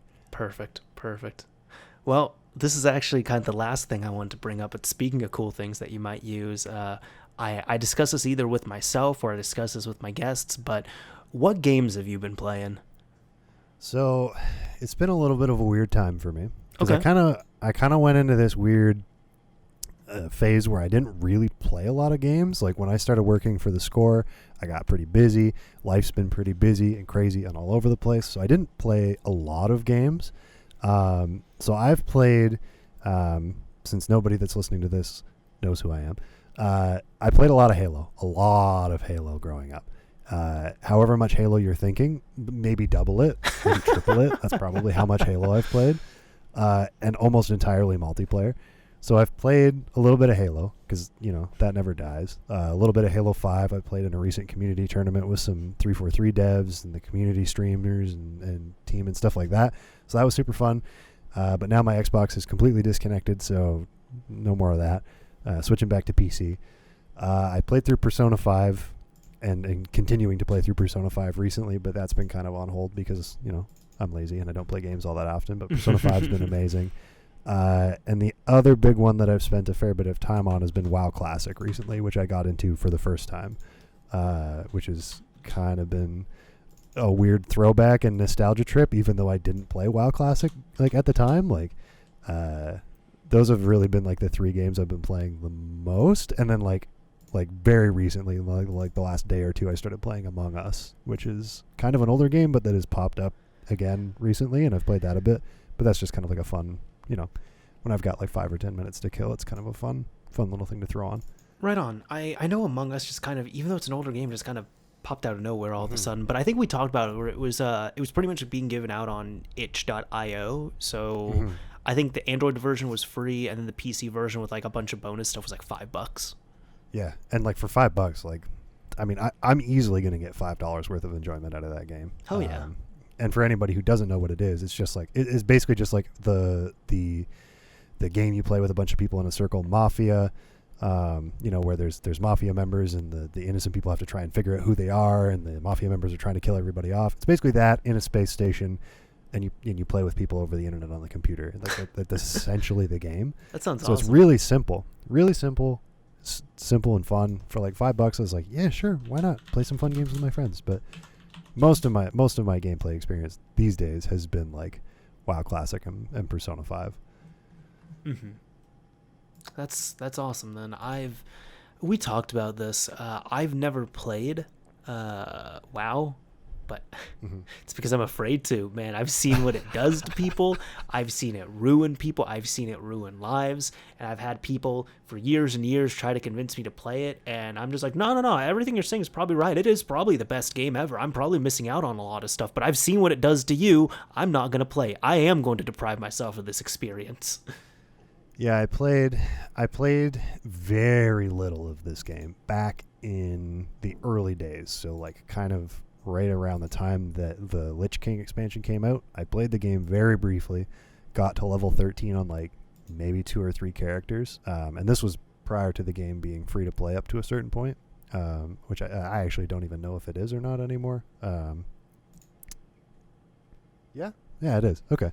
So just had that confirmed. So yeah, the game wasn't really this big thing that I played a lot in the past. I just kind of had this periphery knowledge of it.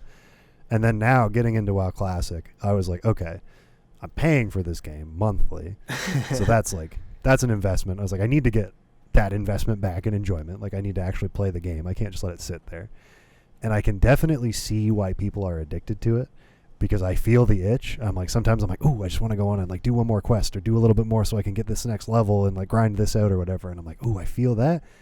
But I've kind of been able to keep that under wraps where I'm I don't want to, just play this game all the time, because I'm okay, I'm also super busy and need to, do work and stuff. So I've managed to not get to the point where it's taking over other things.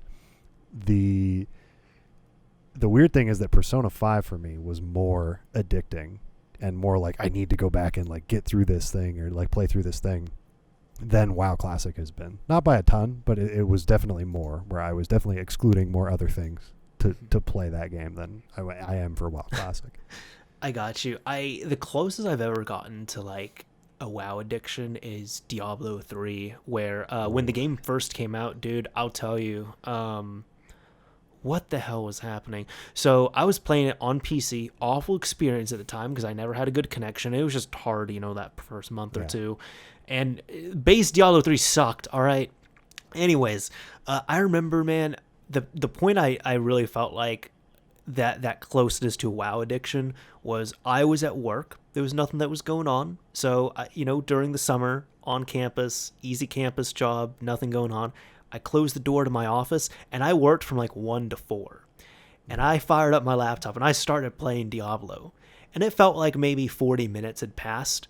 By the time I actually looked at the clock, it was about 4:25. And I'm just like, what the fuck happened to the time? Oh, wow. Yeah, I stayed late at work because of that game, and that happened once or twice. So when I went back to play it, because I've played Diablo 3 multiple times now, but when I went back to play it on Switch, I had it under control, but on PS4, like, it was just, dude, 5 hours would melt away so easily. And then I started doing the Paragon levels, and I'm like, nope, this is where I take the disc out, because I can't continue. This is going to be a never-ending thing. Yeah. Yeah, it's definitely like, I've never touched a Diablo game, but I've had like a lot of friends that have played it. They're so good, and, man. Everything I hear about it, I'm like, it sounds like a pretty enjoyable game, but I'm just like, I don't have time in my life for this. Like, this sounds like such a huge investment, and like, it definitely does sound like a super enjoyable game, but for me, it's like, it's almost the same thing you have with WoW, where you're like, I know if I get into this game, like, I'm either gonna just like not get my money out of it and just like not play it enough to really enjoy it, or I'm gonna grind this thing like crazy and like love it, but also like neglect a lot of other things. Yeah. I think one of the horror stories I'd heard from WoW was there was one person, I mean, there's so many like this, but the one that comes to mind is like there was one gentleman who he said, he was playing WoW, kind of unemployed and all that stuff, and he was playing with a guild. And he said that there was just one day, one of his friends had popped offline and then came back online. And he looked and he's like, that's really weird. Why did he do that? Was there like a network glitch or something? So it turns out he looked and he found out that his friend had logged in that morning to play some WoW, then logged out, went to work, worked for 8 hours, came back home and logged back on. And for this guy, it felt like a few seconds. And he said at that point, when that hit him, he immediately logged off the game, canceled his subscription, and uninstalled it. Because he was like, that is it. It's way too much at this point. Yeah. And I'm definitely like I don't want to make it sound like I'm like on my way to that point or anything, because I'm definitely not. But I like, when I hear that, I'm like, yeah, that makes sense. Yeah. It's not like, oh man, that's crazy. It's like, yeah, I can see exactly how you would do that. And like, the game is just like, oh man, like, and as much as like people will, talk about current like retail WoW, and like, I don't have anything to comment on it because I don't play. I haven't touched retail WoW obviously since Lich King, but as much as there are problems with it, like at the end of the day, the game is like Blizzard has done such a good job of creating this world in this game that like really sucks you in, and like obviously that's why they're so successful. Like they clearly did that. Yeah. And, like it does get a little dangerous sometimes. Dude, I know the last thing I'll say on this is just like, because I've never played WoW and I never will play WoW, but I think one thing that's really funny to me is how this was such a missed opportunity for so long, the whole WoW Classic thing, because people were begging for vanilla WoW for years, to the point where people were bringing up vanilla WoW custom servers, and they kept getting shut down, and they kept getting DMCA'd, and they kept getting cease and desists and all this other stuff from Blizzard. And then like every year at BlizzCon, they were being asked, and Blizzard devs even like they went on record, there's like, no, you all think you want WoW vanilla, but trust us here. It's not as good as you once thought it was. You don't want WoW vanilla. And it's like, no. We all want WoW vanilla with the flaws and all. Like, we know because we were playing on custom servers with vanilla WoW, and it was great. Yeah. And then it was it within the past year, maybe 2 years, that they brought out WoW Classic? Yeah, gosh, I don't even remember when it came out. I do remember it happening. I just don't remember what year. I just remember it was a thing where it was like, so wait a minute, the thing that you kept shutting down, which I get there and they're right, and the thing that you told us that we don't want, that you're not going to make and never make, this is what, so you finally gave in? And people just accepted it because they're like, oh yeah, this is actually the thing that we've been begging for this whole time, so hell yeah, we're going to play it. Oh, that's funny. Okay, so WoW Classics official release, or re-release, I guess, will have been a year ago this Wednesday. Oh, wow. So August 26th of 2019. Yeah. Just about a year. Actually, the same day this podcast will go up. So, surprise. Happy 1 year anniversary to World of Warcraft. Hell Classic. Yeah. Yeah, and like obviously never playing the game like in the original Classic era. Like I didn't know anything about the game, and like going into it now. So then now this is my first time kind of actually getting to play the game, and obviously, yes, it is not perfect. There are flaws with the game. There are problems. I mean, there's a reason that they came out with patches and like, you know, changed the game as they went. And that's what they tried to tell people. They're just like, no, we Yeah. did all this quality of life stuff. You don't want all that ripped away. You don't realize what you want. But I think so. Yeah, like some of it has been good. Like some of it has actually been pretty enjoyable. And or I guess specifically, like some of the stuff that they're like, hey, you know, this is a bug, this is a thing we've fixed, this is like a problem we've kind of worked around. Like at the end of the day, like it's character, and it's like, for me anyway, like I can appreciate it for what it is. Obviously, for younger kids who have never really played an older game, that stuff would be kind of weird and out of place, and they wouldn't enjoy it. But for me, I can play that and be like, oh, okay, like, yeah, it's not perfect, but for me, it's character. It's part of the game. It's why the game is enjoyable. So it's kind of cool to just kind of experience it for what it was, especially considering I never got to play it. So, or not never got to, but just never did. Sure. So it's definitely been fun for sure. And like, I think, yeah, it's kind of funny that Blizzard just slept on that for so long, because it's like, well, no, like clearly your community enjoyed the game. Like, that's the reason you're so big, is because the game was good. Like it had so many good things. So, I mean, I'm just thinking of like when the infamous story, I don't know if you know about this, but with the original Xbox, because the original Xbox just got completely ripped open by the modding community and such. And there's a story that there was an internal meeting at Microsoft where someone brought in a fully modded original Xbox, like with a big hard drive and bootleg games on there and RSS feeds and all this other stuff. And they took it to Bill Gates and they're like, Bill, these people are ripping apart the system and they're doing all this other stuff that they're not supposed to. What do we do? What should we do against these people? They're criminals. And Bill Gates looked at it, and as opposed to doing the whole Blizzard thing of no, you don't know what you want, he looked at that and he's like, no, I get it. I get why you're saying what they're doing is wrong, but no, we should be engaging this community. Like, there's a reason why they did all these mods. There's a reason why they did all these things. As opposed to trying to fight the community, like the modding community, let's reframe this. How can we engage them for the next system? Is there something we can add into the Xbox now? Or is there something that we need to build into the new Xbox? Like, how do we engage this community? Mm-hmm. No, absolutely. Yeah. It seems like it's something that Blizzard just kind of has a hard time at doing these days, which is kind of it's Blizzard. It's not the same Blizzard anymore. You got to remember that. No. It's Blizzard Activision, Absolutely. and Activision is the soul-sucking leech there. Yeah, and like it does seem, like that the whole sort of atmosphere there has changed, and like obviously that's going to happen as you grow as a company. Like the company will never stay the same when you grow, especially that much. But they're clearly not as good at connecting with their audience as they once were, and so obviously that's why that took so long. At least it's out there now, which is great for the people who really want to play Classic and don't want to have to do it on custom servers. But yeah, it is funny that they really sat on that for that long and didn't, and because like you still have to pay for a membership for it, so it's not like they're not making money off of it. Oh yeah. Like me, like I will never play. Well, let's hope so. Hopefully this doesn't come back to haunt me. But I'll never play retail WoW. Like I'm never gonna. Please don't play retail WoW. Play that. But the only reason Blizzard's getting any money from me is because Classic exists, and because my brother is playing Classic. But because Classic exists, so like there's probably an audience out there. I don't know how big it is, but there is probably an audience out there that wouldn't be giving their money to Blizzard if they didn't have Classic. That's correct. Yeah, money on the table. And there's all. I mean, pretty much at this point, all of those bootleg vanilla WoW servers are going to. I'm not saying they're going to cease to exist, but there is a lot less reason for them to exist when there is an official offering. Yeah. Oh, exactly. Yeah. Yeah. No, on my end here, let's see. So I try and beat at least one game a month, and the games that I finished, at least, I went back and I finished Loco Roco on the PS4, which this is like, it was dubbed originally when it came out on the PSP as the happiest game ever. And it's super happy, super enjoyable, but man, I'll tell you, I don't recommend it on PS4. There's just something so much better with playing it on a small screen in your hand on a handheld, like on the PSP itself.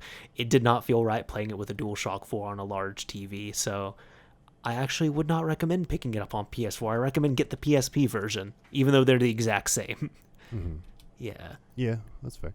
Yeah, no, there was that. I ended up finishing. I decided to, while I was kind of feeling a little nostalgic, I went back and I finished Modern Warfare Remastered because I kind of wanted to play Modern Warfare Remastered 2, like the campaign on there. And I said, no, I want to go back and play the original.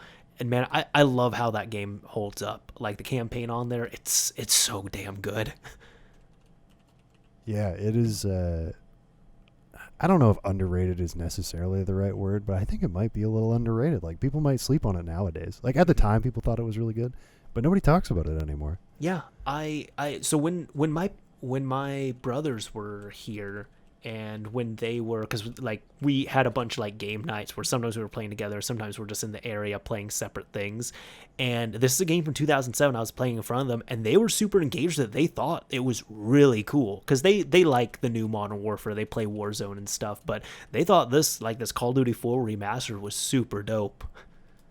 So Yeah, it shows to me that it's pretty damn timeless.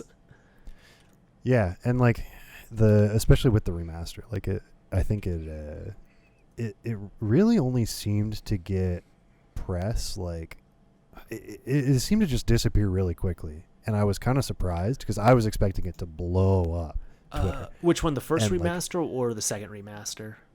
um, oh gosh, Because I will tell now I'm you, trying to Modern remember. Warfare 2 remastered, that fell off pretty quick because it was only campaign. There's no multiplayer component to it. No, there was definitely a multiplayer aspect because I remember seeing a lot of the COD guys that I have on my Twitter timeline talking about it kind of right when it came out, Oh, and gotcha. then it just like disappeared. So it must have been the first one because it was guys playing the multiplayer. Okay. And from what I know, I didn't play it all too much. I played multiplayer a bit and I enjoyed it, and then I stopped like every other multiplayer game. Yeah, But from what I know, I think Activision did their Activision thing and messed with the multiplayer, which pissed off a lot of people. yeah, that seems unsurprising to say the least. But Yep. But the yeah, campaign is still good. Everyone, just play the yep, campaign. It's really good. Still. yeah. I remember like basically all the way up through like Black Ops 2. Like I remember having a good time with like most of the COD campaigns, and like Yeah. being a Halo kid, like that was kind of a weird thing to say at the time, but like looking back, like I enjoyed all of those campaigns. Oh, Well, dude. Yeah, the maybe whole not all of them, but I think most of them. I mean, iconic moments there too, where it's like, Oh yeah. all gillied up, and then you go into that big, Yeah. big building, and you wait there for like 2 days, and then you shoot off the dude's arm, and then you have to defend yourself against just like waves of people. Like, it's one of the best moments, man. I have played that mission so many times, and like I was never a COD guy, but I've like even I have played that mission so many times. Mm-hmm. Yeah, it is fantastic. Yeah, and I just feel like there's kind of some, to me, some of the best campaigns were like in the Call of Duty series were Call of Duty 2, Call of Duty 4, and Black Ops. Like I think the first Black Ops is probably still my favorite campaign out of all those. Which, like, as someone who is like live and die by COD 4, that's surprising to say. But like the multiplayer will always be my favorite for Call of Duty 4. But Black Ops has the best campaign to me. Yeah. Yeah, it would be really hard for me to rank them, especially because like I never really like dove into them like I did with the Halo campaigns. So it's Sure. tough for me to rank them. But I think that game is probably like it's probably right up there for me Mm-hmm. as far as COD games go. Like there might be maybe Black Ops 2. I think Black Ops 2 for me was, or wait, which is the numbers, Mason? What do they mean? Which game am I? Oh, that was the thinking of? first one. That's the first Black Ops. Yeah, yeah, Black Ops 1. Yeah, okay. I knew it was one of the Black Ops games. I couldn't remember which one. Okay, Yeah. Black Ops 1. I hated the multiplayer. That's why this was confusing me. The multiplayer was yeah, not yeah. very good, but I remember that campaign being really good as well. People I didn't like the enjoyed that. multiplayer until they got sick of Modern Warfare 3's multiplayer. Yeah, exactly. Yeah. Exactly.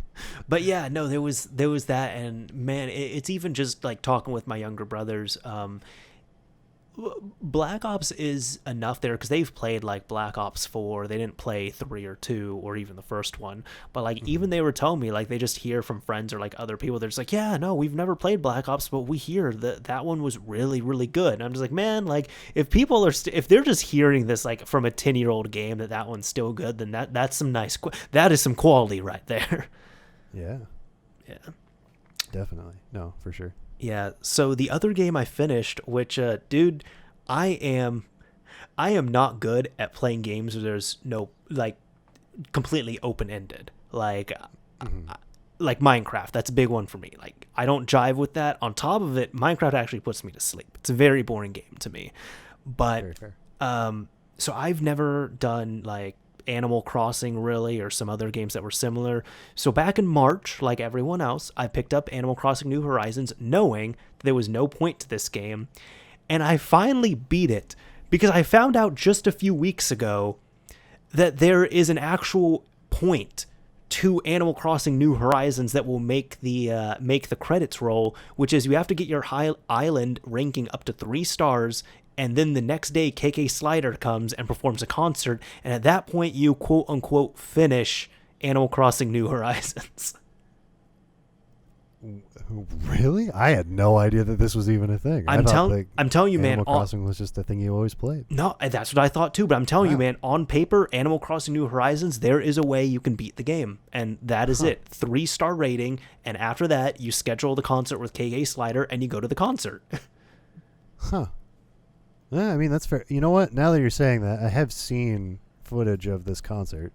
Yeah. And like I just never really put together that this was like an end screen, so to speak, because I was just, in my head I was just like, oh, whatever, it's Animal Crossing. You just play until you're done. And, right. and you're done. That's, that seems like a weird choice because correct me if I'm wrong. I've never played any of the other Animal Crossing games, but this isn't something they've done before. That I have no idea. Maybe somebody in the comments can answer that, but I have no idea. So. I was always under the assumption that like you just keep playing and playing and playing, which this is like on the level of, how do I say? This is like on the level of like the Elder Scrolls games or the Fallout games where there's a main quest line and you can go from beginning to end and finish the main quest line and the credits will roll, and then afterwards nobody really plays it for the main quest line. They play it for all the other stuff you can do in the side quests. So it's like a cute version of that. Yeah, that's fair. Yeah. And of course the last thing, which you cannot beat this one, by the way, you just can't. Fall Guys. I indulged in this. I came back online for the first time in ages. I've been playing with friends. I've been playing with my brothers on PS4. Dude, this game it is so dumb, but it is so cute and fun all at the same time. And it is the only Battle Royale game I've ever played. That's very fair. And yeah, like I've watched a lot of Fall Guys because like obviously all of the big streamers are playing it. As a guy who, edits videos that are about streaming news, we've had lots of conversations about it and the people playing it. And so I ended up I had never really like sought this game out specifically. I had like heard about it. I was like, that sounds kind of cool.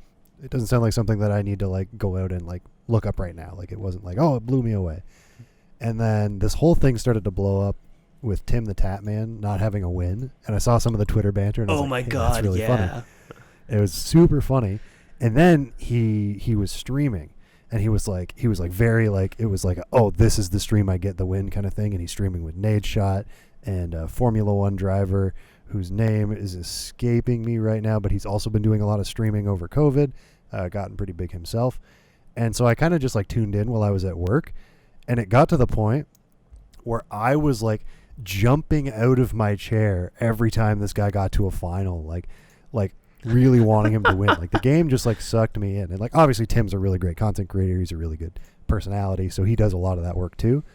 But this Fall Guys game, like I've never played a game of it, but I'm like already kind of invested. And I was like, hey, they've got something here. Like this is actually pretty well done. Dude, I'm telling you this before August ends, because I hope y'all have PlayStation Plus. Fire up the PS4, claim it. We should all play it together. Oh, definitely. It definitely needs to happen at some point. This is a game where I'm like, I know I'm going to play it now at this point because like it's clearly not going away, and like clearly a lot of people that I know are playing this game. Yep. So like at some point I'm going to end up playing this game. So yeah. It'll definitely have to happen at some point. Yeah, I think the only downsides to it right now are it's only on PS4 and Steam, and it's not crossplay. So, like, my brothers are wanting it on mainly Xbox One, and I'm like, no, that'd be awesome. And then they want it on Xbox One so they can crossplay on, Xbox One to PS4. And I'm just like, no, it's neither of those things are happening. But I think they're trying to get crossplay going first, which I hope they do. Right. No, yeah, that makes a lot of sense. Yeah.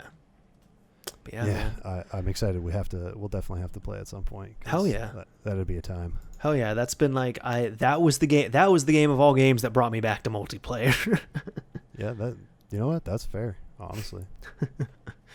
Oh man. Well, we're pretty much at the end here, but Colton, where can people find you online if they want to interact with you more? Wow, if people actually want to interact with me online, that is a concept. That is a concept right there. Look, I'm going to be honest. People are probably going to be a little disappointed if you want to interact with me on social media and the internet, but I do exist out there. I'm pretty easy to find.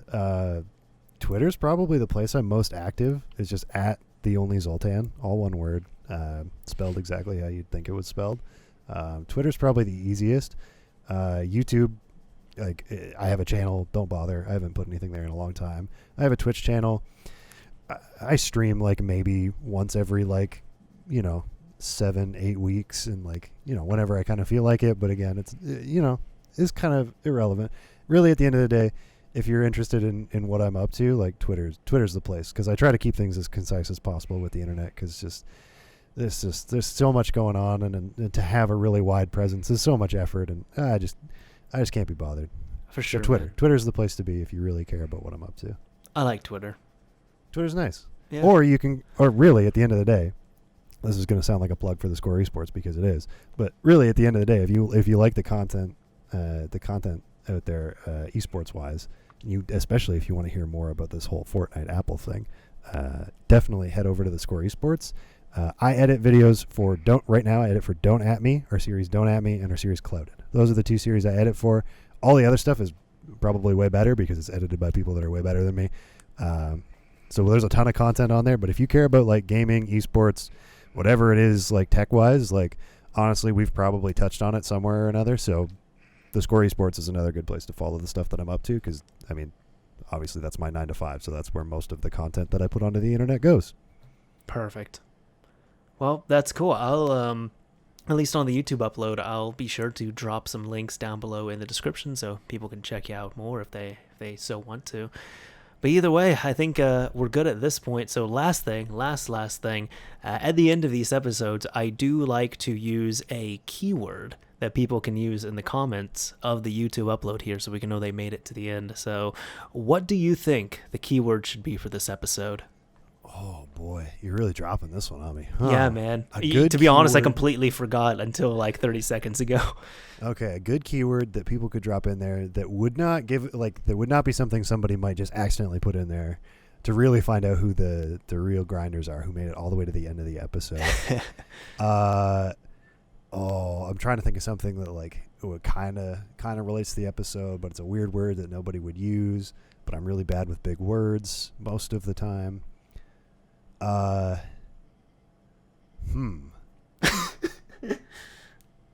You've stumped me on this one. This is a tough one. Something like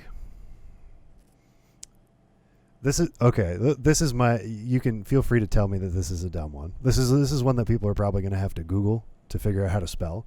And it actually doesn't make any sense at all. But it really only pops into mind because we were talking about a lawsuit for a while there. But the word fiduciary. Which I think is a funny sounding word. I don't actually know how to spell it, so don't ask me.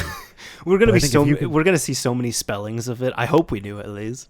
Honestly, I feel like not looking it up and just spelling it how you think it sounds is probably more interesting, and it's probably going to provide more humor in the long run. But it's also just it's a funnier sounding word than it is to just see it written down.